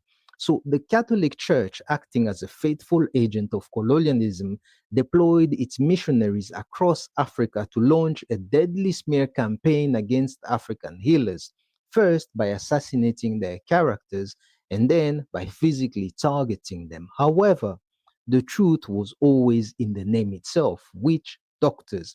They recognized African healers as doctors, but the word witch came from jealousy and their inability to comprehend how the people they looked down on possessed such a deep understanding of medicinal plants. Look, the goal was to erase indigenous knowledge and undermine traditional medicine, which had served communities for centuries. And across the African continent, traditional healers are known as marabu, sangomas, nganga, and more. But to show you the absurdity, in DRC, Monganga means doctors. It's a blend of two words, Mon, which stands for my in French, and Nganga, which refers to traditional healers. Yet, remove Mon and suddenly Nganga is reduced to witch doctors. I mean, it's not a secret that racism can only glow in isolations but dims under the slightest scrutiny because it is fundamentally weak. It relies entirely on the system to first destroy everything in the area it wants to dominate so it can control the narrative. You see, they had a product, but no demand for it. So they had to manufacture the conditions to force the desired outcome because the goal was to dominate spiritually, physically, and psychologically through a deliberate, widespread campaign to erase Africa's historical and cultural memory. And I have to admit, they've done a great job. It was well executed to the point that some Africans today fear even their own reflection in the mirror, doubting themselves at every step. You see, that's why I can never argue with one of my favorite poets, the Jamaican Muta Baruka, when he says, slavery is not African history. Slavery interrupted African history. Listen, I have an interesting story about my experience with a traditional healer, and if there is enough demand for it, I'll share it next Sunday, same time. Good stuff. I will be interested very much so to hear what our panelists in chat has to say regarding this topic. In the chat, Real Black Gentleman said, see, going after the intelligentsia, that is, the doctors are smart. Afro Native World says Muta. Much appreciated that he recognized Muta in this Muta Baruka in this video as well. So Shooter Breeze topic number 2 says, will our decolonization require a reimagination of our health and or healthcare system, considering that we are in a current state of racialized disease? I want to mix it up a bit. I'm going to start with Oni on this one. Oni, what say you? Well, it's tough. It's tough to see. It's tough to agree completely. Because I remember when I was in university, they were telling us that there were quote unquote witch doctors in the West as well, or medicine men, or that kind of stuff. And what happens is that the university system, if you will, or the medical schools or what have you, had to certify people to give medical aid, because if they don't do that, people are going to random quacks, or people don't know who's legit. Now, that's what they did to their own countries. And then it just becomes a question of, well, why did they do that in Africa if, they don't really care whether, African people have good medical aid?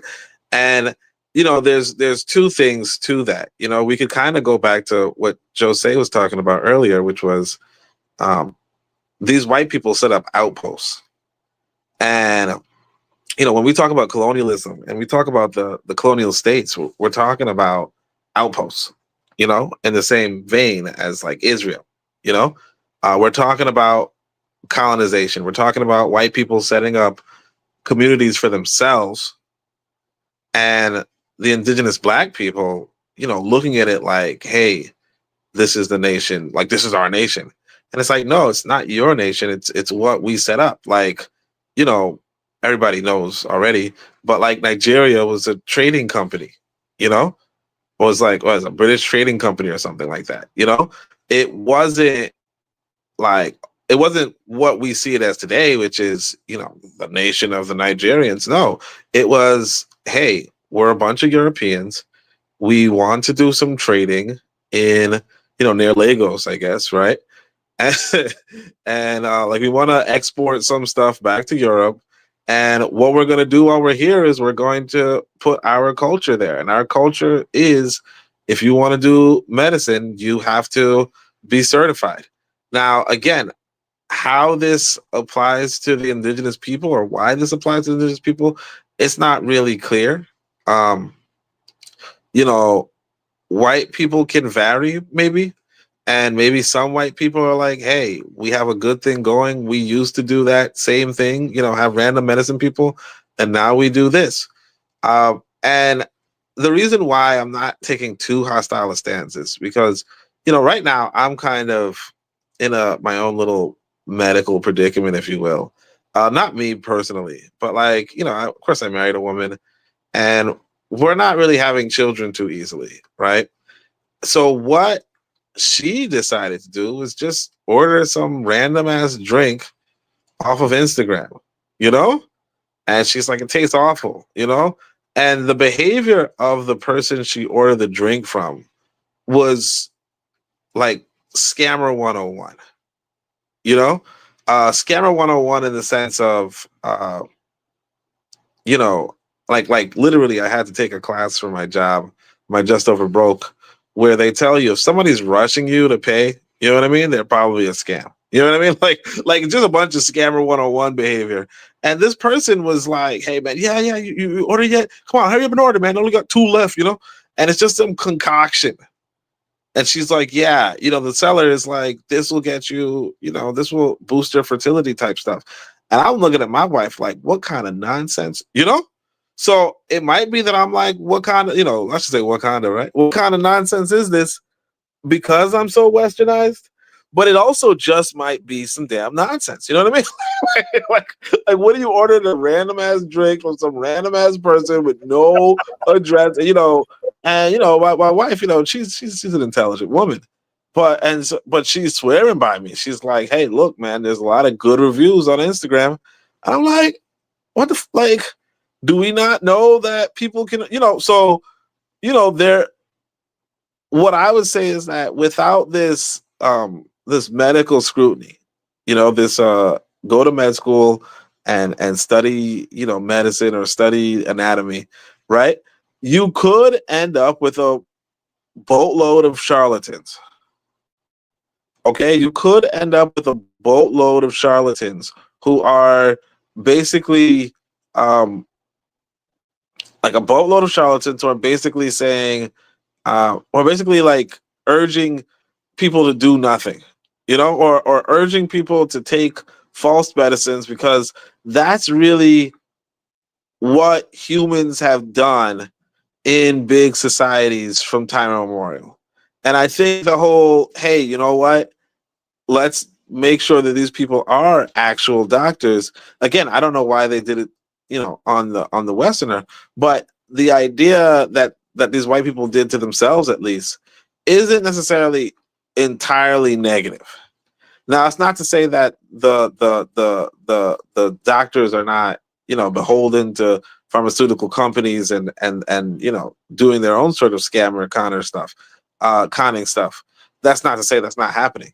It's more to say that it's very possible that that without regulation, without moderation, you do run into a lot of charlatans or a lot of unnecessary deaths, a lot of unnecessary problems, and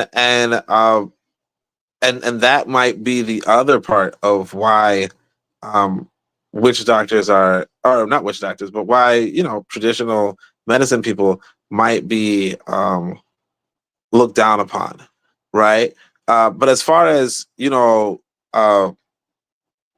as far as whether we should decolonize ourselves or you know, back away from modern medicine, uh, you know, in the name of decolonization, it's like that's a personal choice for anybody who's so interested.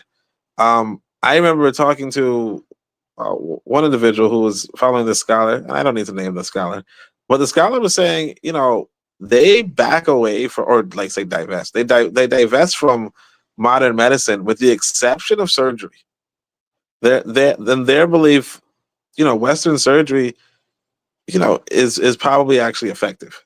You know, now obviously Western medicine is probably not the most effective, uh, or maybe it's more derivative of you know, traditional remedies and traditional medicine, which a lot of them, you know, can be legitimate, right? Uh, but you know, that's a story for, you know, that's a story for another time. But I mean, just to say that the basis for, you know, the medicine, you know, calling people witch doctors might not necessarily be rooted in, you know, I don't like black people. This might be, you know, in the terms of regulation, um, uh, like in terms of regulation, it might be that, you know, possibly, you know, there's a campaign, you know, possibly there was a propaganda campaign against, uh, you know, not using doctors, You know, that's all I'll say. Yeah, I was curious to hear what Oni would say and see if that would frame how the conversation would go. Jose, let me hear from you. I hope the doctor that his wife went to wasn't Dr. Inky. You know what I mean?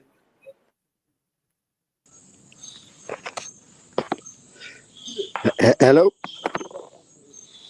hello. Can Yeah, you go hear ahead. me? Yes, sir. Go ahead. Go ahead. Go ahead. Well, I was wondering if Oni had those types of experiences because I have a lot. But there's somebody, Cheryl Cheryl Ease or Easy had a remark, and I have to make that distinction also. So the people here in the Casamance in the south of.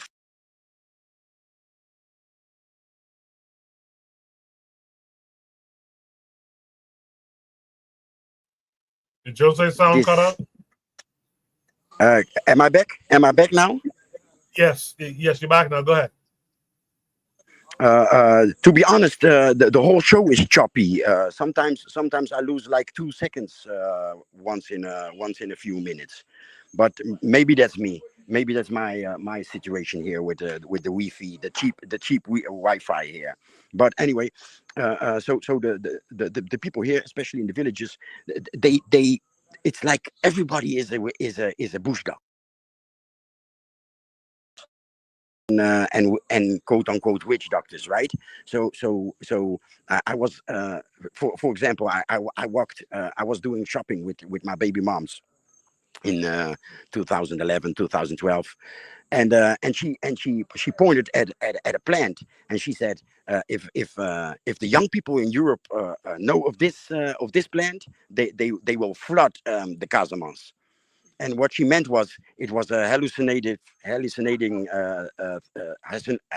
plant, and it tells two things. She knows of the the bush being a pharmacy, but she also knows us, right? I found that remarkable. But for example, the truck driver, when I was building with this Dutch guy, the truck driver also. So we're going into the bush, and somewhere to get sand for the concrete. And dude points at a tree. You see that tree with the white flowers? If you have malaria, and you take a piece of the bark and you make tea of it. And if you are on time, and meaning before the second or third day,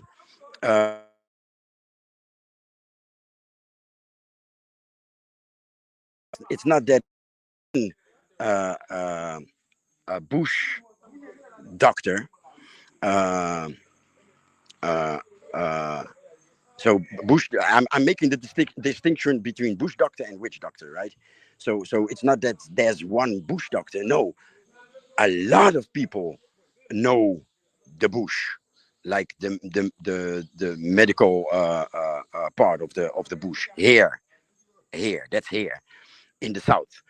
uh, uh, but the spiritual part, the quote unquote witch doctor, oh my God. So Oni gave an example, uh, getting pregnant. My brother from another mother, from the north, he uh, he finished his universities, and he was not uh, uh, uh, in psychology, right? In psychology, and he not at the level that he may give medicine. So it's I don't know how to distinguish the word in English, but in Dutch it's two different words. It's one has to be a doctor also, but he did the other one, and he had his practice for 2 years, and then the spirits, quote unquote, attacked him, forced him to become a marabu. You feel me? So he actually cures. He helps people with problems to get pregnant.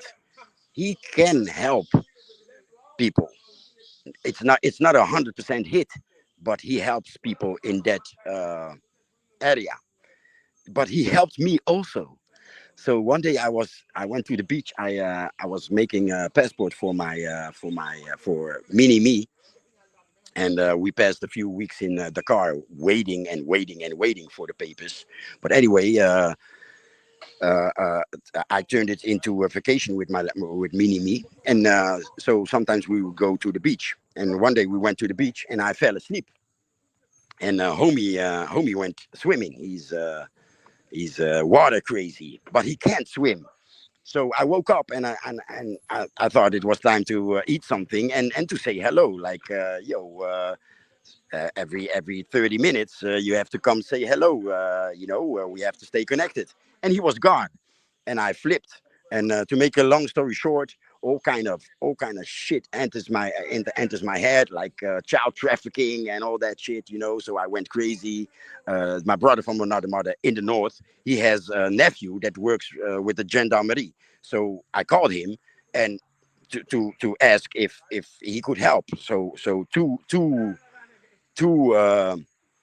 well, from the north, Dakar was activated, like looking for my little one, the legal way, like the police, right? Or special police, gendarmerie. And a few hours later, walking the whole city and the beach, like looking for my little one, for mini me. And a few hours later, I thought, like, hey, wait a minute, you're a marabu. So I called him again, and he said, yeah, of course I can do something. And he asked for a small amount for sacrifices. And it's not like Hollywood sacrifices. No, it was a chicken, some cookies, some sweets, milk, water. And he slaughtered the chicken and gave that to a poor family. And the cookies and milk and water, he gave it to the talibé. That's like orphans. It's not really orphans, but anyway, children in the street begging. And it's a long story, but anyway, that's sacrificing if it's a good one, a good one. And he said before midnight, your mini me will be back. And I was like, okay. And I kept on looking for my boy. And 10 minutes before midnight, the phone rang, and it was the pension where I stayed. Hey, your boy is here, you have to come. And I went back, and it was I don't know how you call it in English, but someone that cannot hear and he cannot speak. Found him downtown Dakar, and brought him right to the door of where we stayed. So yeah, that was kind of a confirmation that shit is real. Uh, um, just one other story, because I have many. Just one other story, or maybe two. In 2012 there was this ritual, circumcision ritual. Every once in at least 30 years, there's a very big one, and Jola from all over the world come to the distinguished village of that session. And there was a lot of that shit going on. And I call it a mix, because the marabu was giving some fluid to people, and these people were cutting themselves, but they were not cutting themselves, if you know what I'm saying. The knife was doing nothing. And I was like, yeah. Some of them, there was one guy with a samurai sword, and I was like, yeah, come on, man. If you buy those things, they ain't even sharp. So I was like, And at a certain moment, maybe it was visible in my face that I was not having it. And one of those guys came in my face, like 2 feet from my face. He sprinkled this liquid on his eyeballs. It looked like water, you know. He sprinkled that shit on his eyeballs, and he took the knife and he cut his eyeballs. His eyeballs were not damaged, but he cut his nose. Wow. Okay, I don't know. I don't know what I don't know what you fellas think of it, but it happened. So I was kind of convinced, but it was early. It's like over 10 years ago. Another thing they cure these quote unquote witch doctors. They cure you and they put the disease into something like sand or waste, and you have to put it in a crossroad. So one day I stepped on shit, most probably in the dark, and I had elephant feet, and my baby moms knew. It's a longer story, but let me go directly to the finish. To keep it short, my baby moms knew a marabu, so it was in the village of her aunt. We went there next morning. Okay, they're ready. I look up and there's three ladies. So okay, the marabu is there. I thought the three ladies are going to bring me to one witch doctor, but we joined them, and as we walked on the road through the village, a very long village along the road. So it was just like a movie. Women left as we passed by. Women left their homes and joined us. At the end of the village, we went into the woods, and there was like a small patch of grass.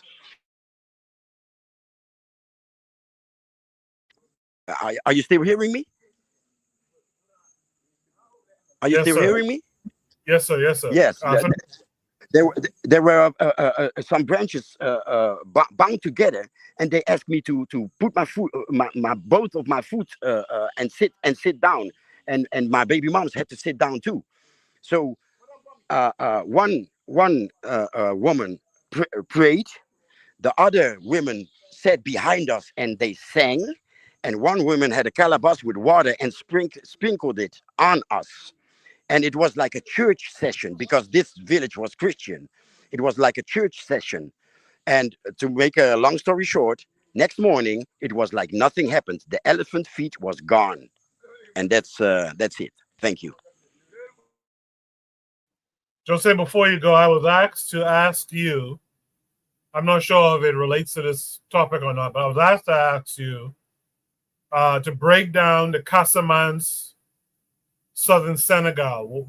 What would you say about that? Casamance, southern Senegal. What say you?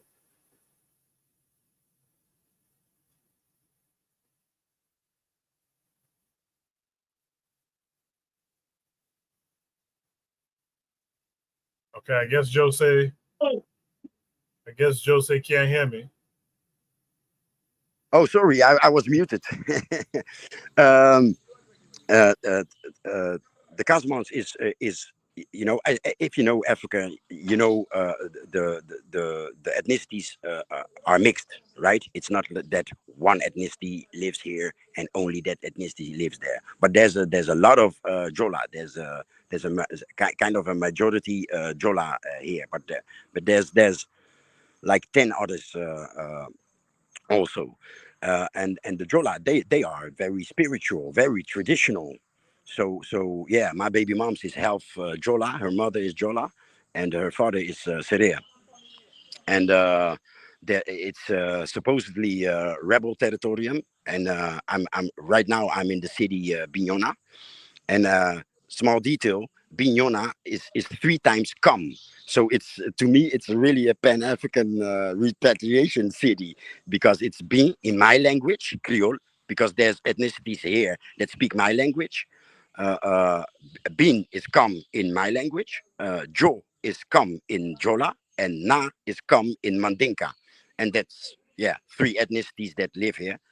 But it's supposedly a rebel territory, and close to this city, there's a conclave. There are active rebels, but anyway, good people. You know, good people. They care about themselves, so they fight for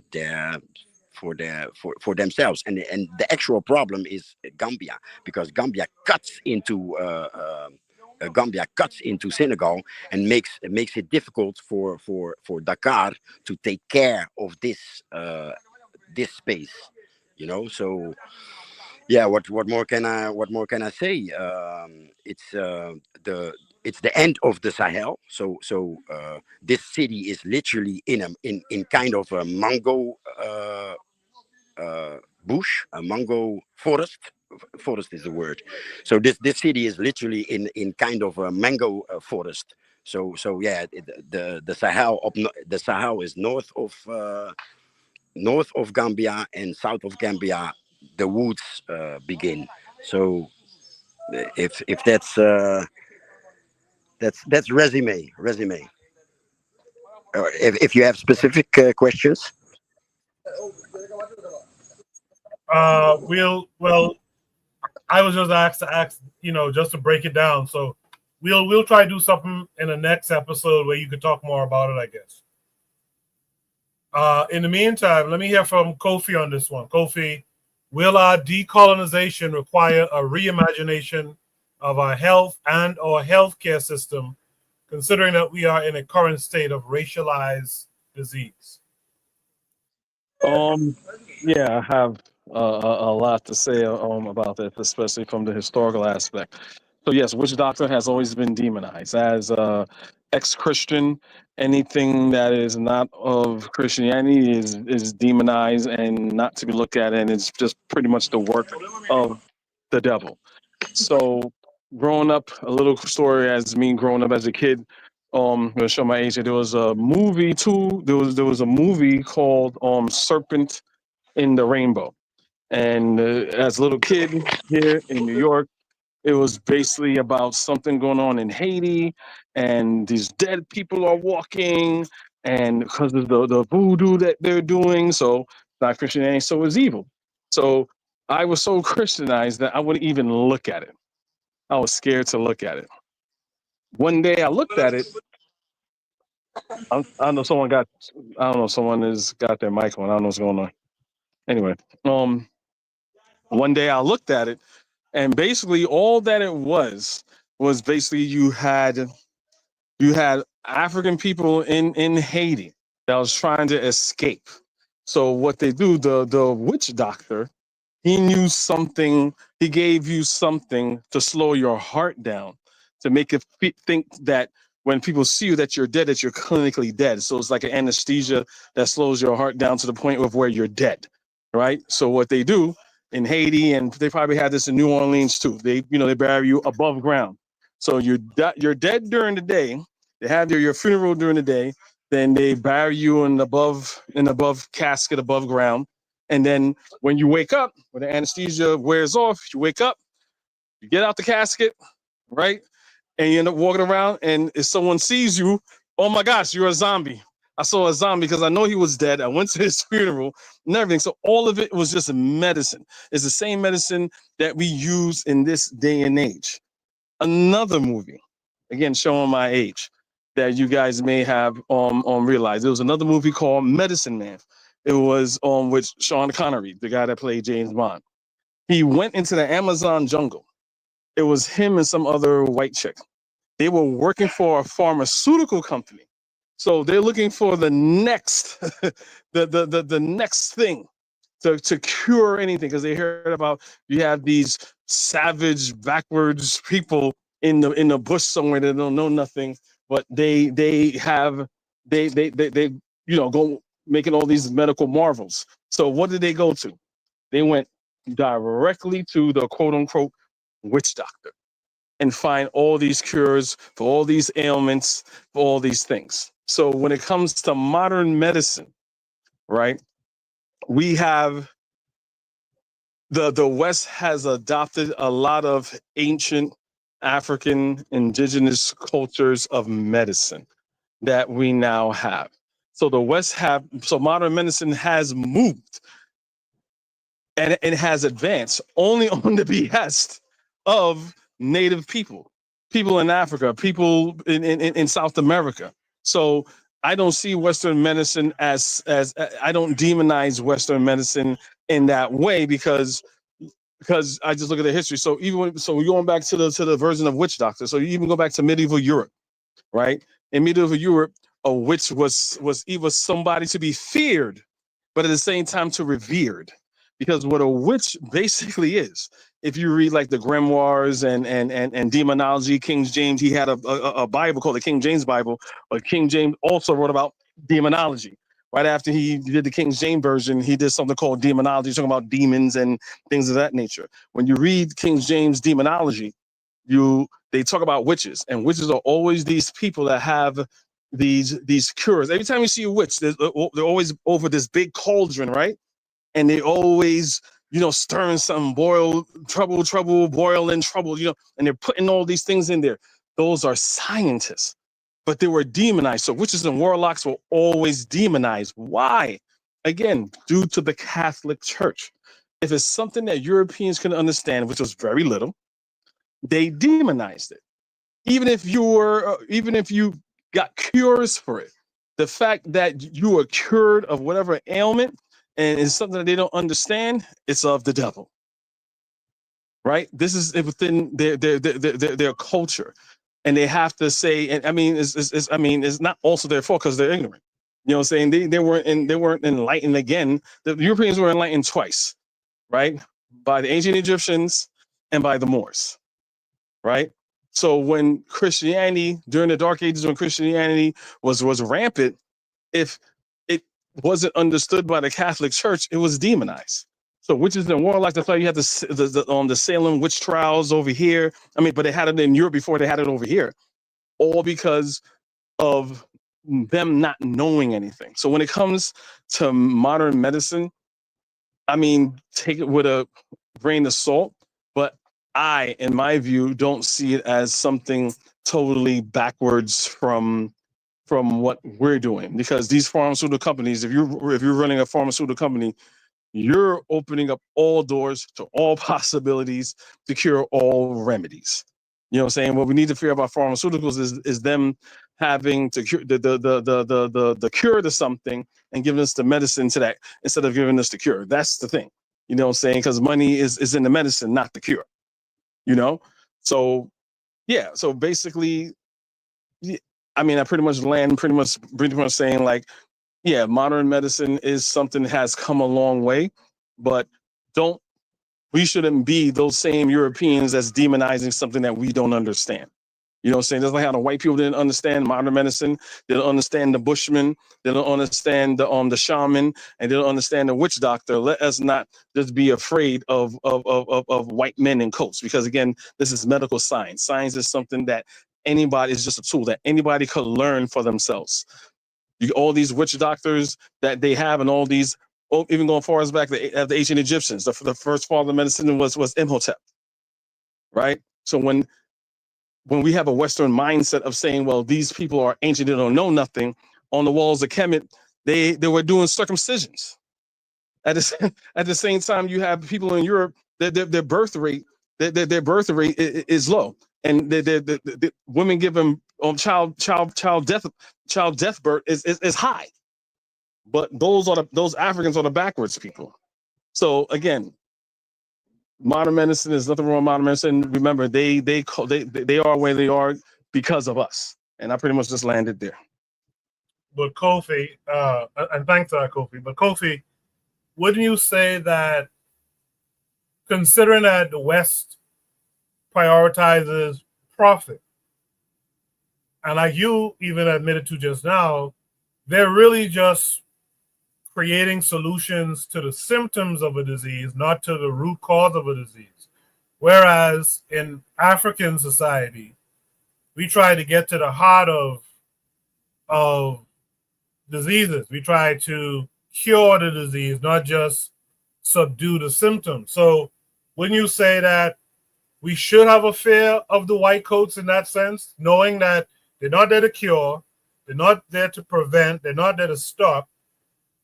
We should decolonize and go back to our way of health and healthcare in terms of completely eradicating diseases, or at least working towards the eradication of the disease and not just the symptoms. I understand what you're saying. The question is a little bit loaded to say that every doctor and of medical science has nefarious means, and they're just looking to just make a money off of it is false. Because if we look at diseases like malaria,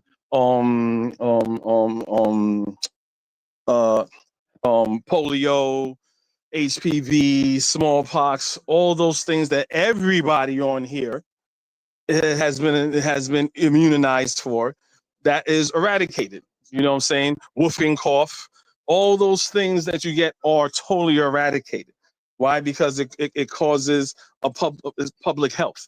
Like even when COVID-19 was happening and it had illegals coming over here and stuff like that, they had to make sure that they were immunized, because that's how diseases work and that's how diseases spread.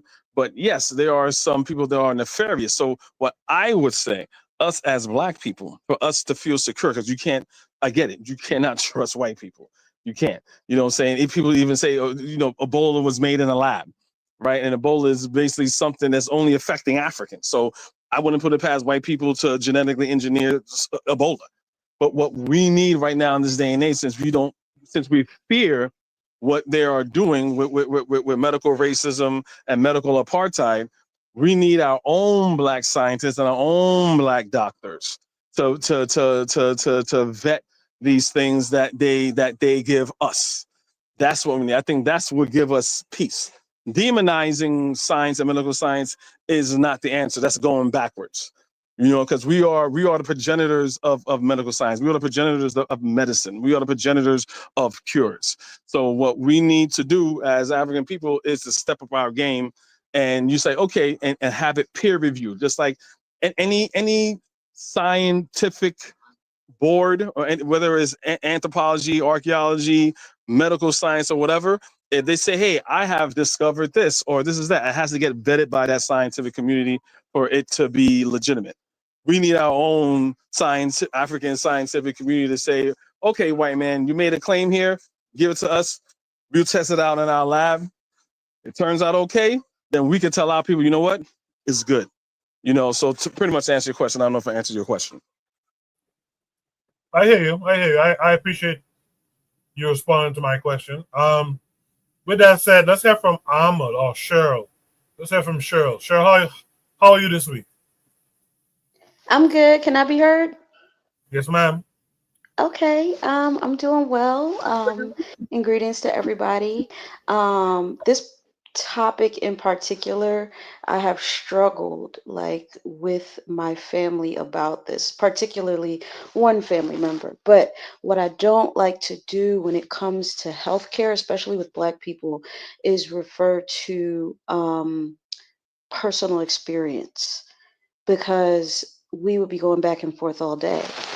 One person over here will say, well, COVID is good. And the other person will say, well, COVID is bad because I had a friend that did this, this, and that, da, da, da, da, da, and we'll just go in a circle. Like, we don't really get anything. Like, we don't get to the point of healthcare with Black people. And a lot of Black people right now, they still believe that U.S. healthcare in the U.S. is superior.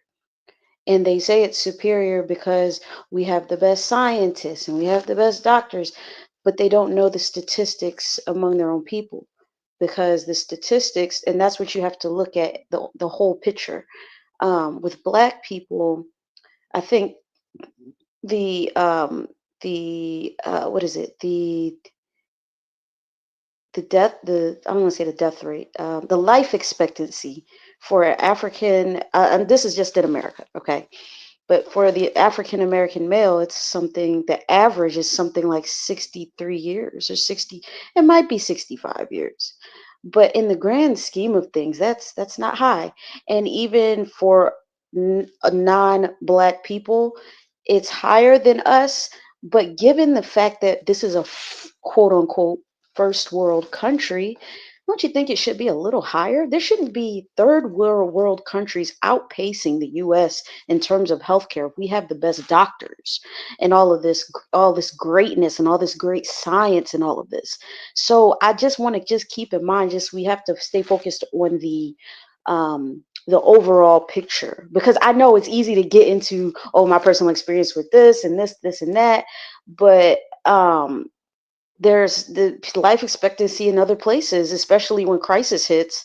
When you have certain diseases that come out, I'm not going to say any names. They handled it a lot better than the United States. And the United States didn't want to put that on public display on television for Americans, because Americans would start to wonder, like, why are these countries doing better than us? We're number one. How is this happening? Because that would lead Americans to start questioning the healthcare system. And we have we have a lot of people, and I'm certain in all of our families who, well, why are you doing that stuff over there? Why are you doing that natural stuff? But and I'm sorry to talk so long, but the number 1 and 2 causes of death in America and amongst Black people is cancer, and I think it's heart disease or diabetes.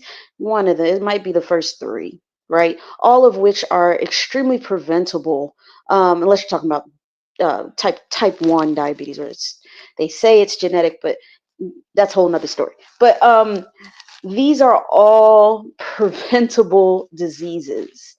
And it just gets back to what everybody was saying about the American doctors not knowing how to, or not wanting to focus on prevention. They just focus on the symptom.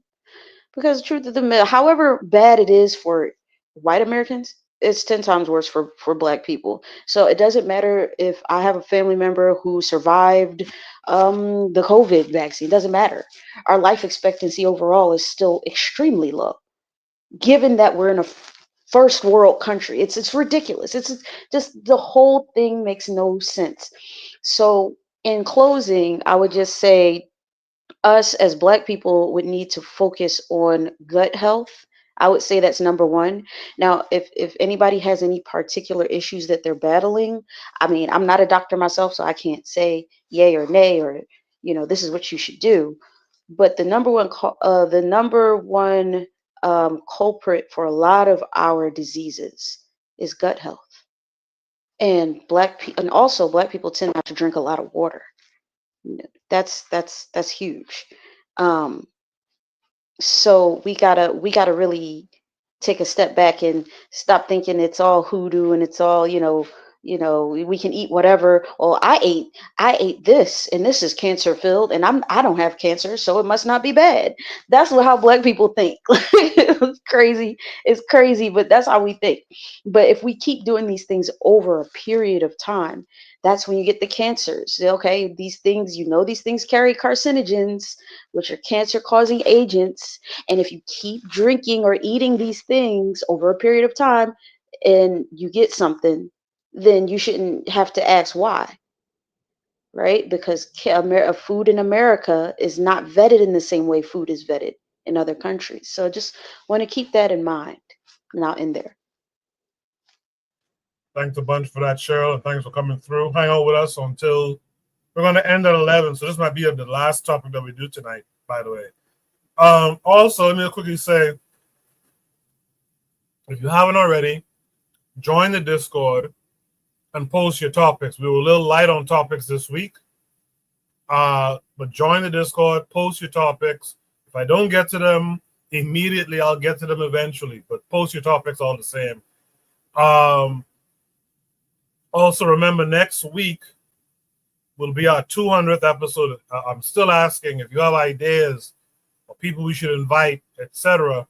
Let me know so that we can work on that this week and get them on next week as a part of our 200th celebration. If we can't get anyone or anything else going, at least I'd like to see all of you here, present, and participating for the 200th episode. With that said, RBG in the chat said, I bought 3 gallons of water today. RBG, what else you want to say about this topic? Yeah, I'll be brief. I mean, just the idea of, witch doctors, they don't know anything. When these Arabs and these Europeans came and crashed the African party that was going on, like at that point in time, you know what I'm saying, around, let's say 900-ish, let's say like 1,000 or so, 1,200 or so years ago, or around just 1,500, we were at that time probably ahead of everyone else in the world.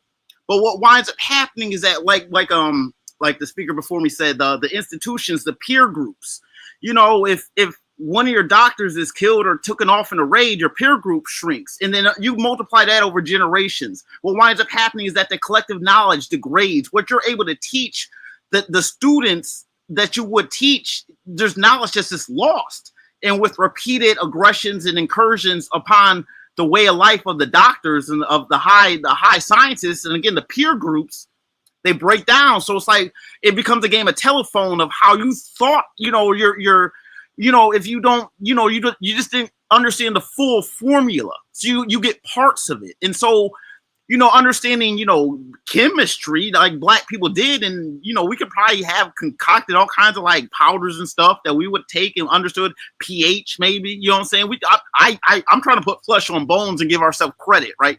And knowing what we did know, all of a sudden it's like picking a plant because it's bitter, and not understanding, well, there's a reason why we would even have that plant, or it wasn't we would use that plant in total, it was part of the medicine. Knowledge gets lost in time like telephone, you know what I'm saying? And so that's how I chalk that up to. So when you see a lot of the people, and again, it's just Africa's so vast, different people, different so-called doctors were just doing different things because, again, peer groups over time broke down those institutions that we did have, broke down, and the level of rigor for what we were trying to accomplish fell off. So, I mean, we did our best to compensate, but you lose a generation of knowledge. It's like I say, when a person dies, it's like losing the whole library. You know what I'm saying? So I just want to leave it with that. I know that in spite of that, I know that sometimes I think what we do really is a little bit backwards, in that we can go back and some of our people are, let's face it, it's like, it's kind of nonsense, but the reasoning behind it is true. If you know what I'm saying, the reasoning behind what they're doing is absolutely sincere, and that they do have intentions on healing or bettering. It's not any kind of idiocy. It's just, people might do just things. You know what I'm saying? Some of it's ignorance, some of it's just truly misunderstanding. Now, if you can just get people who want to understand a solution to a problem and just talk with people and just, again, peer, you know what I'm saying? You chop it up with people, and the doctors should just chop it up with the doctors. And you know what I'm saying? Like they just said before, you just got to rebuild the peer groups, and just go back to the rigors of just, repetition and natural African science, because it's not that hard. I mean, you see, you don't need, if aspirin can be made out of the bark of a birch plant. There's probably other tree barks that do the same thing. So you don't really need aspirin. At the same time, how you would intend to do that isn't the same way as aspirin. You might want to use it as a preventative instead of after the fact.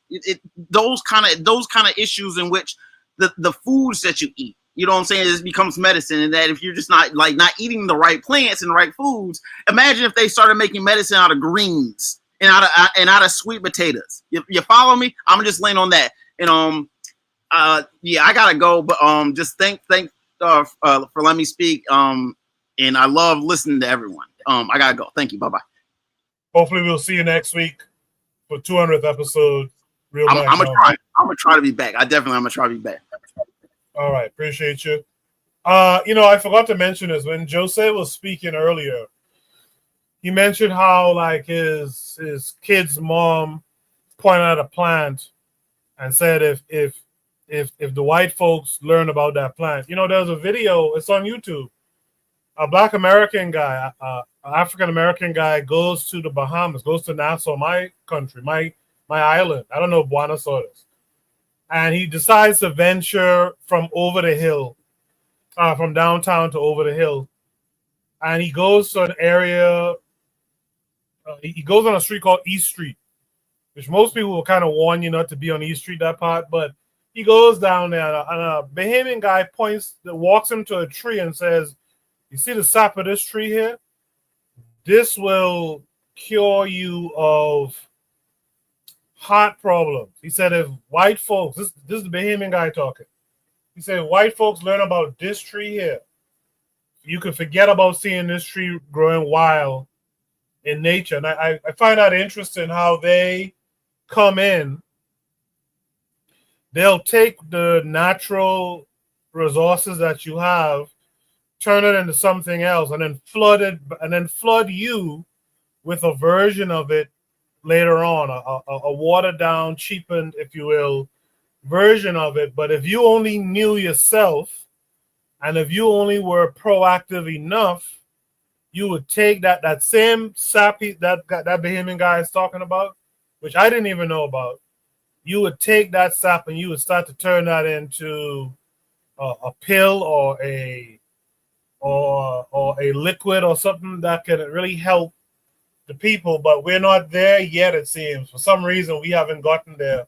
We've kind of been pacified, if you will, by Western technology and Western science. With that said, though, I digress. Let me hear. Yes, sir. No, what's happening is in the Bahamas right now, if you go into any bookstore, they have this lady, I can't remember exactly what her name is. She has a book of bush medicines, and it complements all the flora and fauna within the Bahamas itself. She points out to the different plants and how they heal the body. She has that book right now. Right now in any Bahamian shop you walk into, people used to have these old wives' tales and things like that, what these different plants and things would actually do. Well, she did the important work. She documented it. Documentation is a very important thing when it comes to so-called alternative medicines. Now, people talk about witch doctors and all these things. The difference between what they doing and what the Western science does is, firstly, they regulate. They regulate the medicine. That means it has to go through a process to see if it's not fool's gold. You know what I mean? I forget what they used to call it back in the day, right? That's the first thing they did. The second thing they did is they peer review it. They distribute it within the so-called scientific community to ensure, hey, I could take Bwana Hagoziki's medication for headaches. I could read it and I could repeat it anywhere else in the world where I want to repeat it. I could repeat it because I have his notes. I know exactly what the process is. And all of us agree together collectively among the bush doctors, among the witch doctors or whatever, that this particular process, it works. Now, I don't know if the alternative medicine or the bush doctors have that kind of regulation in Africa, but this is what the European and Western science does. Another thing what Western science does, because Kofi was right. He was exactly right on, spot on. He said that for medical research, many times, European scientists, they go through out the Congo and Angola and all of these places, and they would find out, they would discover, a lot of them times they would discover the root of a plant, like the bark of a plant. And they would ask the people from the small villages, what does this thing actually do? And then you know what they do? They observe and they investigate. They take their little notes, and you know what they do? They synthesize that root into a pill. And then they bottle it and they sell it to regular people in the Western world. And people in the Western world don't understand many of the medications. Some medical scientists and doctor going through all India, Africa, or they just synthesize it and put it into a pill form. But it's the same African medications the Africans would have discovered it a long time ago. It's just how they prescribe it to their people in the villages is different than how an American or how an English person would take it. The English person would take it as a pill, where the person in the village probably would take it in the tea. They put it or boil it in water and take it in the tea form. You know what I mean? But then the person in the West would sell it for $19.95 and profit off of it. But it's the same kind of African medication going across the board. Another thing too is, I want to lastly say this, and I'll be very quick. A lot of times, people is talking about the symptoms of a problem, the symptoms of a disease, the symptoms. You know, sometimes the symptoms of the disease is the person himself. It's no way you could smoke cigars for 30 years drink Ray and Nephew for 25 years on menthol cigarettes, eat Popeye's chicken, and then at the end of them 30 years, you go to the doctor and say, "Oh, doctor, I sick. Please cure me." The African, Ray Nephew is funny, Warner. I like that. yeah, the African, the African medication complemented the African lifestyle. That if the African had a lifestyle where he was moving all day, where he was in the sun, where he was getting exercise, where he was sweating and secreting all the things he would eat during the daytime, any illnesses that would have befallen him, the medication, the African medication, complemented his lifestyle. You sitting in the West have a Western lifestyle, and you will put African science on it and say, "Well, this will work." But what about all the European lifestyle you've been practicing for 30 years? It's one thing have to complement another thing. That one thing have to complement another thing. That's all I'm saying. Sometimes the person is expecting the African man in Africa to perform miracles. Or the African man is methodical. The African man thinks. But it's some things is beyond his control. You smoking menthol cigarette for 30 years and you think he gonna magically cure you by some African medication? That's not realistic, brothers and sisters. You know what I mean? You have to have the lifestyle to complement what may befall you in the future. And so sometimes the symptom is the human being himself. You want African whatever, you have to have the African lifestyle to complement whatever may befall you. So if any issues arise, then you could have an African science or cure for it. You know, one thing has to complement the other. But that's all I wanted to say, brothers, just to be brief.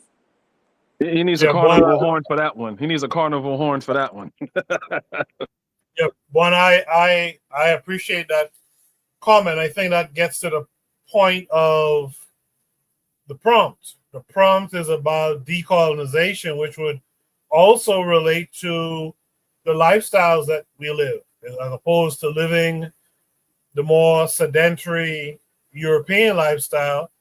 We would have to become more active again. That would mean we farm again. That would mean we, carry out certain tasks that we did before, et cetera, that more complements the African lifestyle, the African healthcare, et cetera. So I think you kind of made the point of the prompt a little bit. In the chat, Provide Trigger says there's a question of form and intensity. And this is a very good point Provide Trigger is bringing up, because I thought about this when some of y'all was speaking about it. She says there is a question of form and intensity regarding a herb in its purest essence in the bush, as opposed to a herb being modified and commodified for mass consumption. I think that's kind of missed. Bonner mentioned that the African might take it in a tea, which is different than a pill.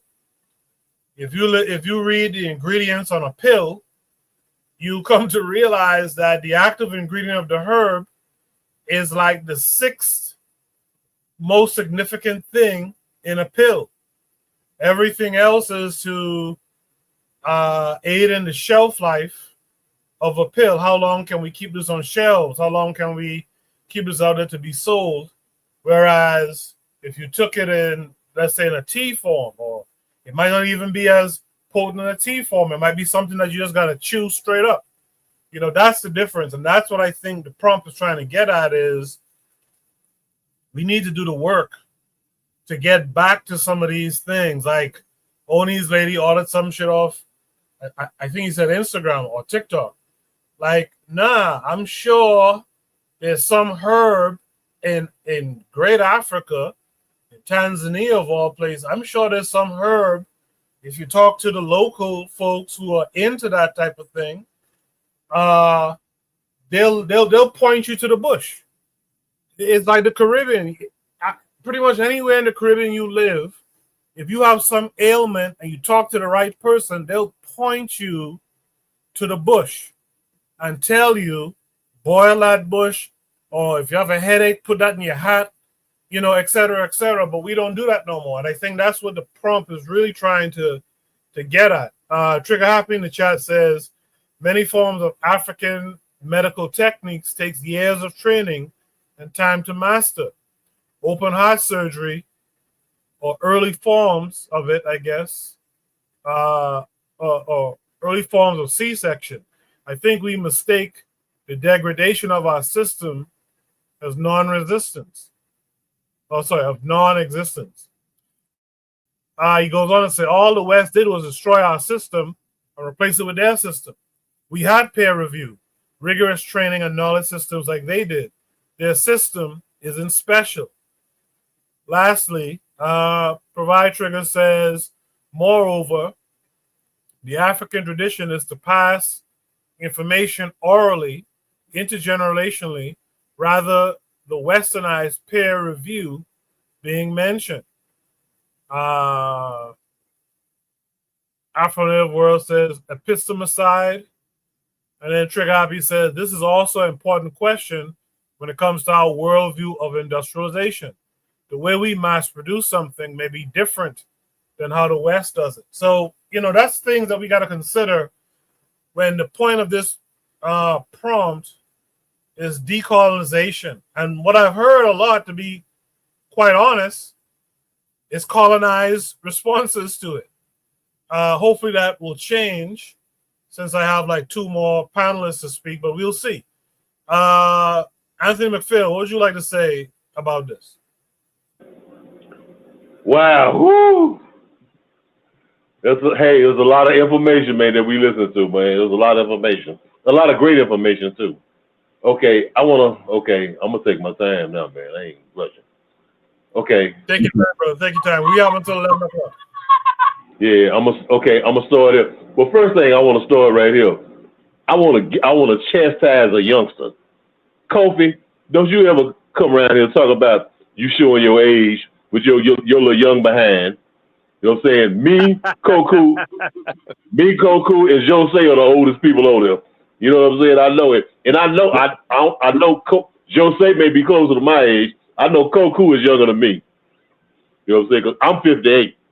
Okay, what I'm saying, when you was talking about I remember that movie, the Serpent and the Rainbow. I know we still talking about the demonization and the colonialization and the demonization, the colonial demonization of African traditional medicine and healing. So I'm still on the prompt. Okay, I remember that movie, The Serpent and the Rainbow, by some old cracker named Wes Craven. Okay, all right. Now, in that movie, they had where this so-called witch doctor, whatever, was turning people into zombies. Okay, now we know. Now check this out. I'm going to take it back to Africa real quick. See, those Africans on the island of Haiti knew one thing. See, back in Africa, okay, along the coast, on the coast, whether it was in East Africa or West Africa, African fishermen went out, they sailed out. And you know how even like sometimes today, like, I don't know, matter of fact, I'm going to ask Koku or Buana. Sometimes, you have a fish that's called a trash fish. A fish that don't nobody want to eat. Right, Koku? Yes, sir. Yes, sir. You're right. Okay, right here in Louisiana, we got one. It's a big old fish. If you look at it, it's big. It's big. You say, "Ooh, man, that's some good eating." You got one eye. We call it a goo. It's called a goo. But when you cook it, it's like it's rubbery. You know what I'm saying? If you got to hurry up and eat it. It's like a big old chicken breast. It's a fish called a goo. It's a trash fish. We throw it back in the water. Anytime you see it, we throw it back.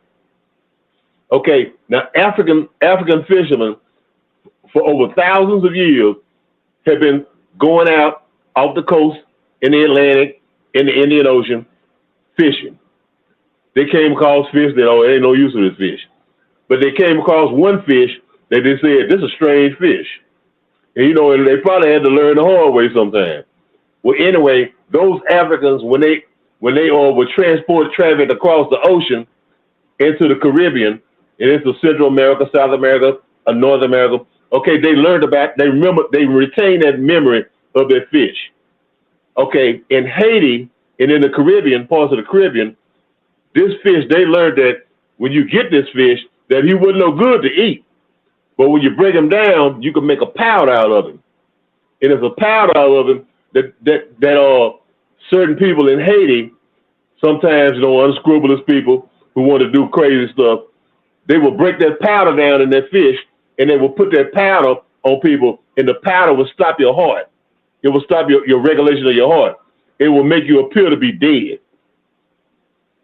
Okay, so they'll have a whole funeral ceremony, a brief funeral ceremony, where they'll bury you, put you in the ground, and when everybody leaves, guess what they'll do? They'll get your ass up out of there. You know what I'm saying? They got you on all kind of on the narcotic, because it was a narcotic. The fish is called it's called a puff fish. It's called a puff fish. If you know how to, it's a delicacy in Japan. Oh, those fugu. It's called fugu, a blowfish. Yeah, a blowfish. What they call it, a puff fish. That's the nickname of puff fish. It's called fugu. In Japanese, it's called fugu. Yeah.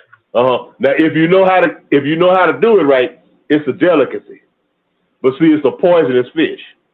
But anyway, but the powder that they get extract out of it, it has a medicinal. Now you got to realize these Africans knew about that before these white folks knew about it.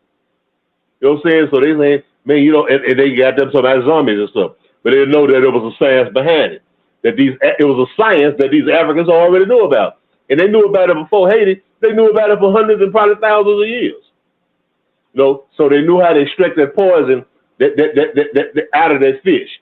Okay, that's one thing. Okay, let's get that out of the way. Okay, now we want to talk about the Sangomas. The Declaration of War against African spirit, African healing, against so-called witch doctors. Okay, now you got to realize these so-called witch doctors, which that's not what we call them. We call them Sangomas, we call them Ngangos and different other names. On the continent in our own languages. Okay, remember these so-called witch doctors. They were not only healers, traditional healers.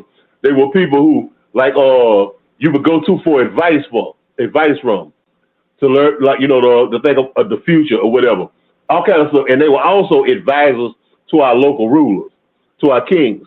Y'all remember the movie Shaka Zulu from '86? That terrible. It was a horrible movie. But I'm just saying, I'm just using it as a reference. You remember, it was this grotesque-looking character who was always in the background, guiding Shaka's path. Yeah, she was blind and she had no eyes. She was yeah. That was a Sangoma. Okay, put that in real terms, in real life. In Zimbabwe, in the 19th century, in 19th century Zimbabwe, which they later called Rhodesia, you had a sister who I think basically was the blueprint for that character. You know what I'm saying? And her name was Nihanda Chorwe Nyaka Sakana in the 1890s. She was a Sangoma. She was a healer and a spirit woman. Now she led the revolution, what was known as the first Chimurenga in Zimbabwe against the British. They ended up hanging her. And when before they hanged her, she said that, my bones will rise again. You know what I'm saying? I know Coco, I know you heard of her. They got a beautiful statue of her there in Harare. Her name was Nihanda Chorwe Nyaka Sakana. Okay, she was a spirit woman and a Sangoma, a so-called witch doctor. Okay, they declared war on the witch doctors, the so-called witch doctors, because the witch doctors were advisors to our rulers. They were people who seen when the white man came with their bullshit. It was a Sangomas. It was their purpose to be suspicious of everything, outside of them. And so they looked at it and they would advise the king, advise the ruler. And many times the king was, smitten with this outside shit. You know what I'm saying? And he went against the advice of the Sangoma. Okay. So anyway, like I'm saying, okay. So the declaration of war against Sangomas was not because, this is an old witch doctor. This is some old crazy shit. And we trying to spread Christianity. It was that, but it wasn't necessarily that.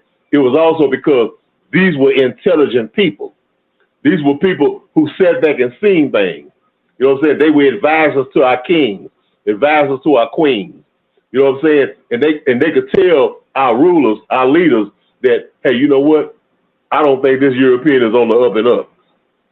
I don't think we need to deal with him. I think we need to get him up out of here and get him on away from him.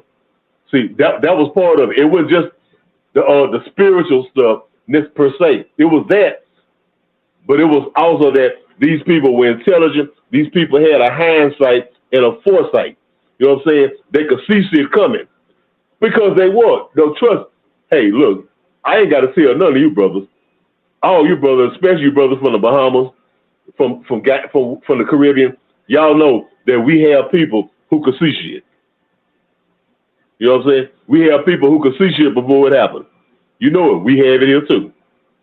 Okay, I'm gonna move from that part. I'm gonna go to this. I heard the sister. I think it was the sister Cheryl, where she was talking, and she was talking everything. I agree with everything she was talking about. But when she said one thing about the hoodoo thing, okay. All right. Now I know that Africans brought here to the Americas, whether it's the Caribbean, Central South America, and North America. Okay. Here in Louisiana and across the South, the southern region of the United States. Okay. Africans, okay, a lot of Africans. Now we came from many different groups. I mean, you know, we came from Bambara people, from Wollo people. We came from a lot of different people. From Senegambia, from Ghana, Nigeria, all these different places. From Central Africa, from the Congo. Okay. What I know, when I was growing up, this is what I can relate to when I was growing up as a young boy. When I was like 10, 9, and stuff like this. Okay, we used to get sick, like diseases like colds and flus and mumps and stuff like that. And like my granddaddy, my grandmama, they would go in, they had stuff that they growed in the backyard. And they would come and they'll rub some sachet, rub this stuff in your chest, or they would ball these leaves and stuff like that. And you would take it in the center and all this shit will go away. You know what I'm saying? Back then, they had a name for it. Now, see, all of us was hoodoo people. All of us was hoodoo people. Even when we called it that or we didn't call it that. But most part, no, we always knew what hoodoo was. Okay, now see, a hoodoo, I mean, the origin, the word hoodoo comes from West Africa. It comes from West Africa, and hoodoo is an airway word from the airway people. But it's also a word similar from the Bakongo people and the Mbundu people in Central Africa and Angola. But the airway word hoodoo, it means root worker, a root doctor, or guess what? / witch doctor. When the Europeans came, they called it a witch doctor. But the word, it was hoodoo, H-U-D-U. But when it got here to America, you know how the English, they translate, it became hoodoo, H-O-O-D-O-O, hoodoo. But the word hoodoo is an airway word that means root worker, somebody who works in roots and herbs. No, in plants. That's what it means. Okay, now when we was growing up, I know my grandmama and them, I used to hear them say stuff like, and I was wondering, what is that? They would call somebody who would come to our house, a man or a woman. They'll come to our house, like when something like something broke out in the house, and they would call this person a two-headed doctor. Now I don't know if Koku or Buona, have y'all heard it in the Bahamas? They call it a two-headed doctor. No, we just have Obeah doctors. We just have Obeah doctors. Okay. But anyway, they would call this person a two-headed doctor. This two-headed doctor would be a person that'll come to the house or come to the community, like when people were sick, and they would come with their herbs and all their remedies and stuff, you know, to help cure people. And for the most part, like me, remember that as young, it always worked. You know what I'm saying? We always had grandmamas and people who had gardens, like everybody had garden back then. We had a garden with all kind of medicinal herbs. I can remember when I was like about 23, my mama had married for the second time. Her husband was a country dude. He was from like a country town about 25 miles north of Shreveport called Belcher. Okay, they got married. Me and him we used to sit down and talk. He a country boy. Across the street from me was a school. It was Hollywood Elementary School. And you know how you see a building where plants grow up a building? You know what those plants like invasive plants like ivory. They grew up the side of a building. So it was this plant I used to see. I mean, I didn't never pay attention to it. I used to like, damn, they need to cut that shit. But he told me, he came to me one day. I never will forget this. I promise to God. He said, I don't remember what he called it. He said, that's a so-and-so plant. I said, a what? It's a so-and-so plant. And he walked over there and he got it and he cut it down and he brought it back home and he boiled it and cooked. He boiled it. And he told me, he said, this plant is poisonous if you don't cook it right, if you don't do it right. But if you know how to do it, it help with your digestive system. Everything. And like when I used to get sick, he used to go over there, pull it off and boil it and we'll take it. You know what I'm saying? So I'm saying it's an old tradition.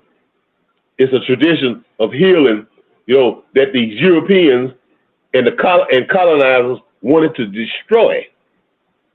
Hey, you know, we got to get this. Because if you look at it, if you look at European medicine now, like, and it's a good book about medical apartheid. This is a book called Medical Apartheid. And other books. If you look at it, European medicine, they're not about like brand new medicine and stuff like that. It's really about preventative cures. You know what I'm saying? Well, this is something that work for this here. And if you look at it, it's always stuff that they went and found from other people. Whether they found it from African people or they went to the Amazon and found it from indigenous people down there or from Asia or wherever. It was the other thing that the other thing that I wanted to say was that okay, if you think about this here, when people would catch brain strokes, people get brain strokes where their head would swell up and get too big in the head, they had a brain stroke, and you had that for a long time, and nobody had a cure.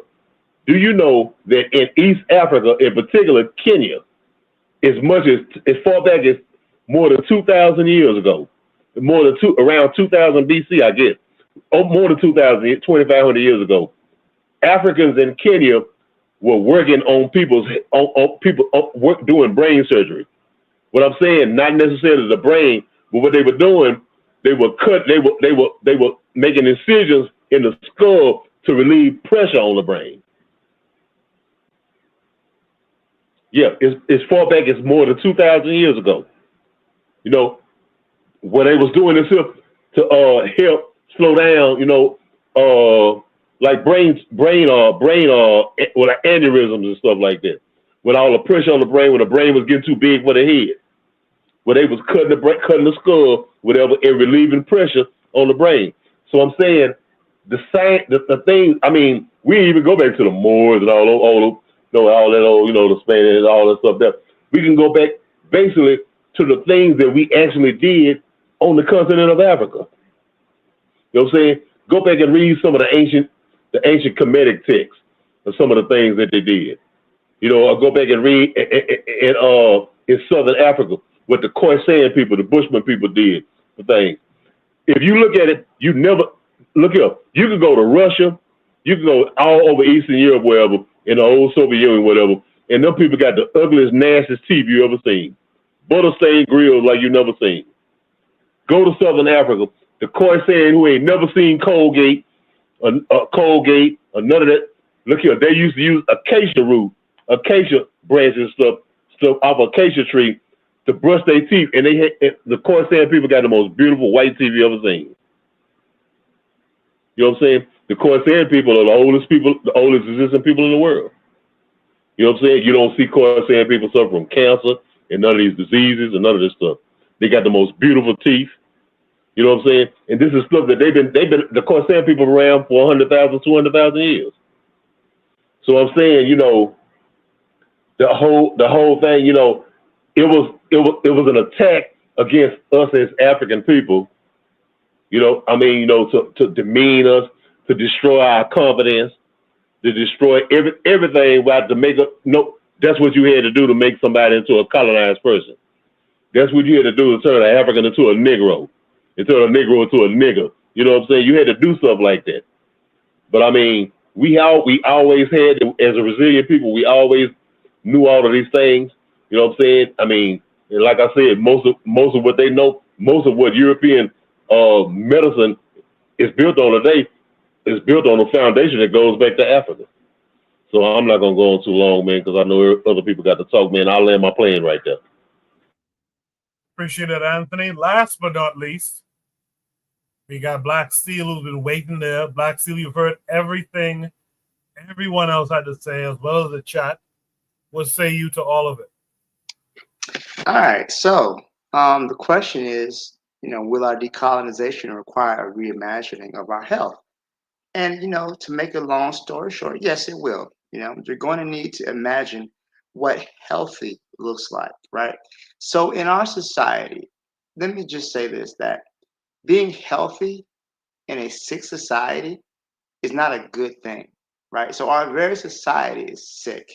But if you're able to adjust it within society, that's not a measure of health. It's not a measure of health to be adapted to a sick society, right? And not just our physical health, but our mental health as well. We need to reimagine that, because right now much of the ideas of mental health, right, comes from us coping within this system to become adjusted to some of the things that we see.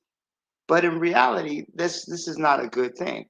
And somebody else mentioned before, the United States, out of all developed nations, so-called quote unquote developed nations, has the worst health outcomes out of any other nation. You have a country like Cuba that has been embargoed since the 1960s, has much better health outcomes than the United States of America, right? Because we live in a for-profit system. We literally had someone allegedly kill a CEO of a major healthcare company because of them denying claims. So we have a system that is set up in place to incentivize profit, right? We recently had a story of a Black woman who was legally brain dead, but was kept alive on a machine just to give birth to a baby, right? The baby was only 1 pound, but they extracted the baby because the mother's body had started to decompose, right? But yet, here, once that child is born, there will be no support for this child now that it's in the world, right? So my frustration, my anger is, we talk about changing health when we are in a system of racialized disease. Whenever there's negative health outcomes, it's going to impact people of African descent um, greater levels, right? And they demean witch doctors, they demean traditional methods of healing, only because this is part of the idea to eliminate or to disparage any type of knowledge that doesn't come from them. So in order for Europeans to colonize the world, right, in order for them to conquer the world, they needed to believe that their ideas were superior. They were fulfilling this quote unquote white man's burden to civilize society, right? So with this in mind, the need to put everybody's they needed to believe they brought culture, they brought science and learning to the world. And because of that, that's why you have things like the idea, okay, witch doctors and medicine men and everything else has been disparaged. And but Europe has their own history of traditional healers and whatnot. But even with all the modern medical technology that we have, how has it benefited the majority of people? It doesn't. It's so crazy because most people, at least within the United States, when they go into bankruptcy, it's because of medical debt. So you're paying for a product that doesn't help, that will bankrupt you, having to pay co-payments and deductibles, right? So yeah, if we decolonize, a part of decolonization is going to be how we adjust to what we consider to be healthy. What is healthy? And it can also go to your physical health, your mental health, how you compartmentalize wealth, how you view working and sharing with others. All of that can be encompassed in the idea of health.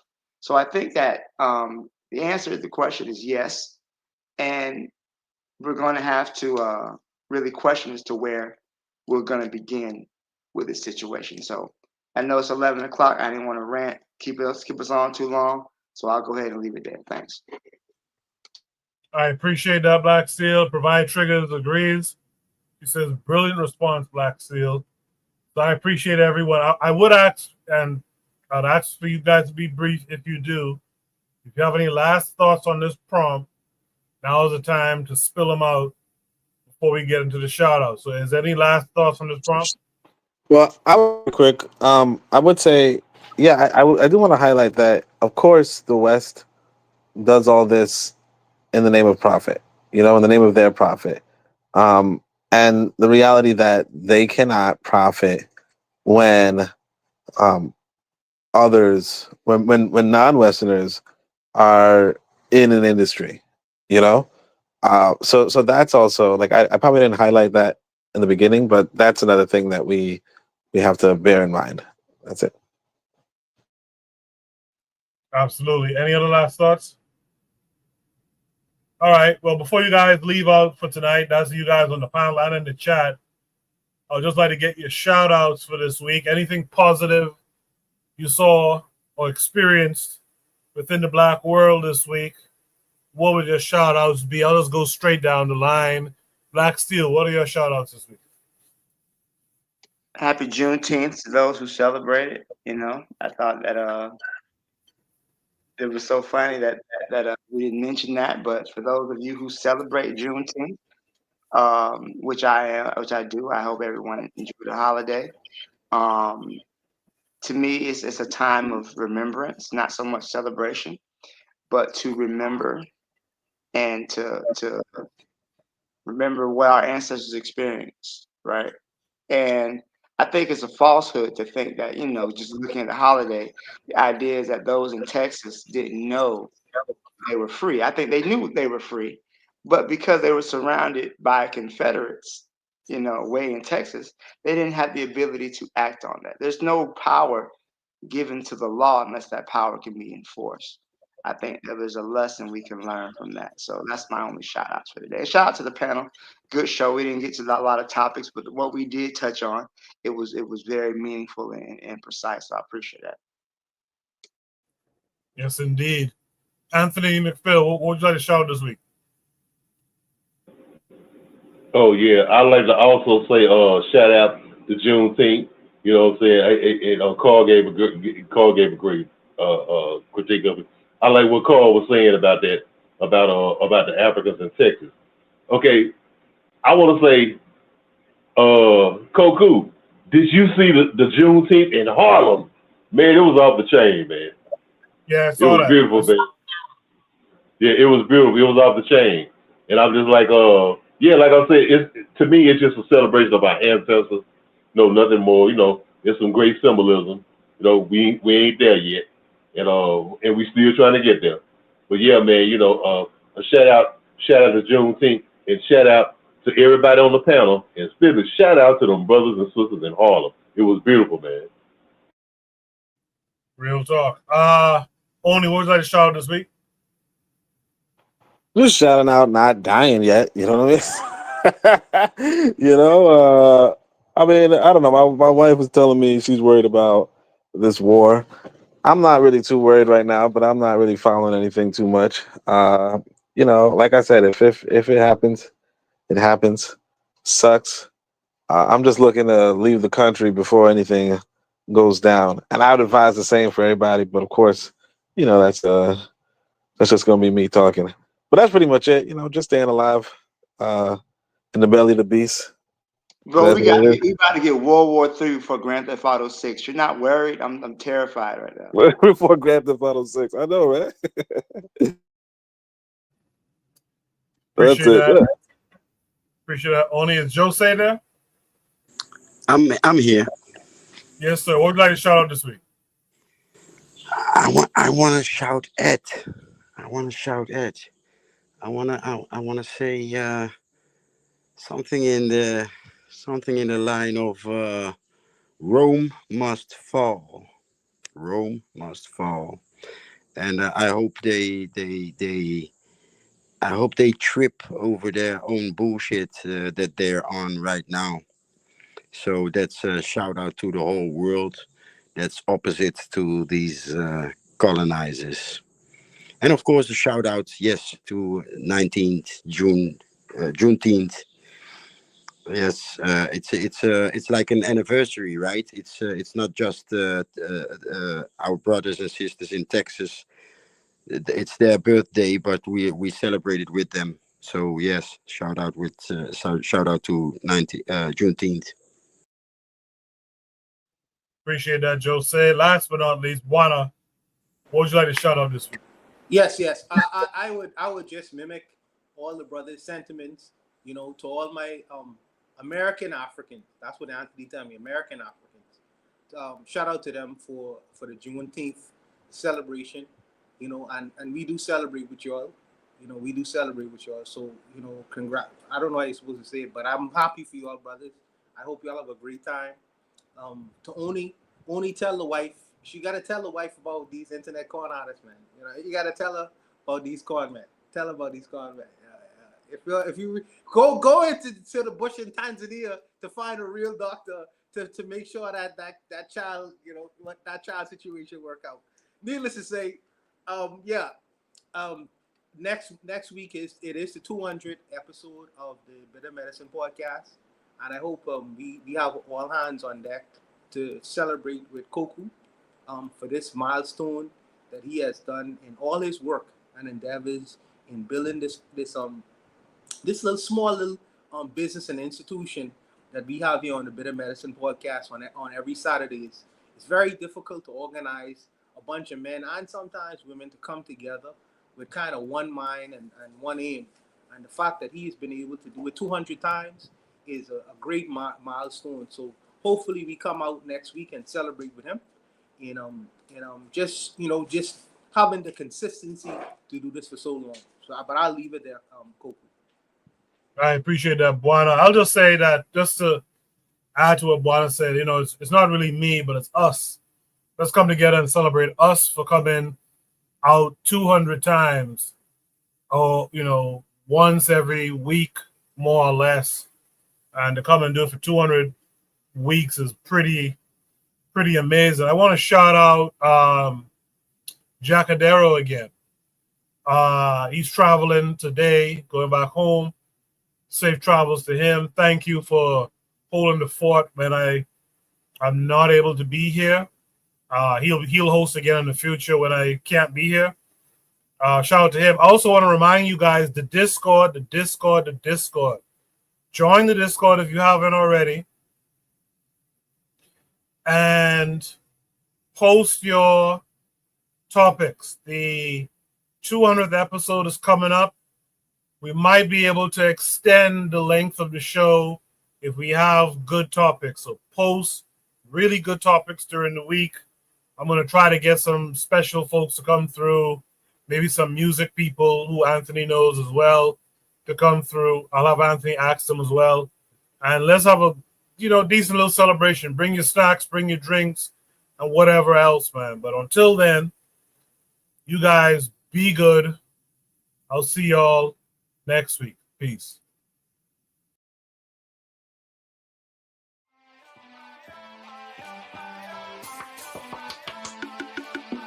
Thanks for listening to the Bitter Medicine Podcast with your host, Koku. If you like what you just heard, we hope you pass along our web address, bittermedicineblogs.com, to your friends and colleagues, and share our show to all your social media. Be sure to check out our archive section on our website for previous podcasts. This has been a KWAZ radio production. Join us next time for another session of the Bitter Medicine Podcast. Follow us on Facebook at Bitter Medicine Show, Twitter, Bitter Meds, Tumblr, Bitter Meds, Instagram, Bitter Medicine.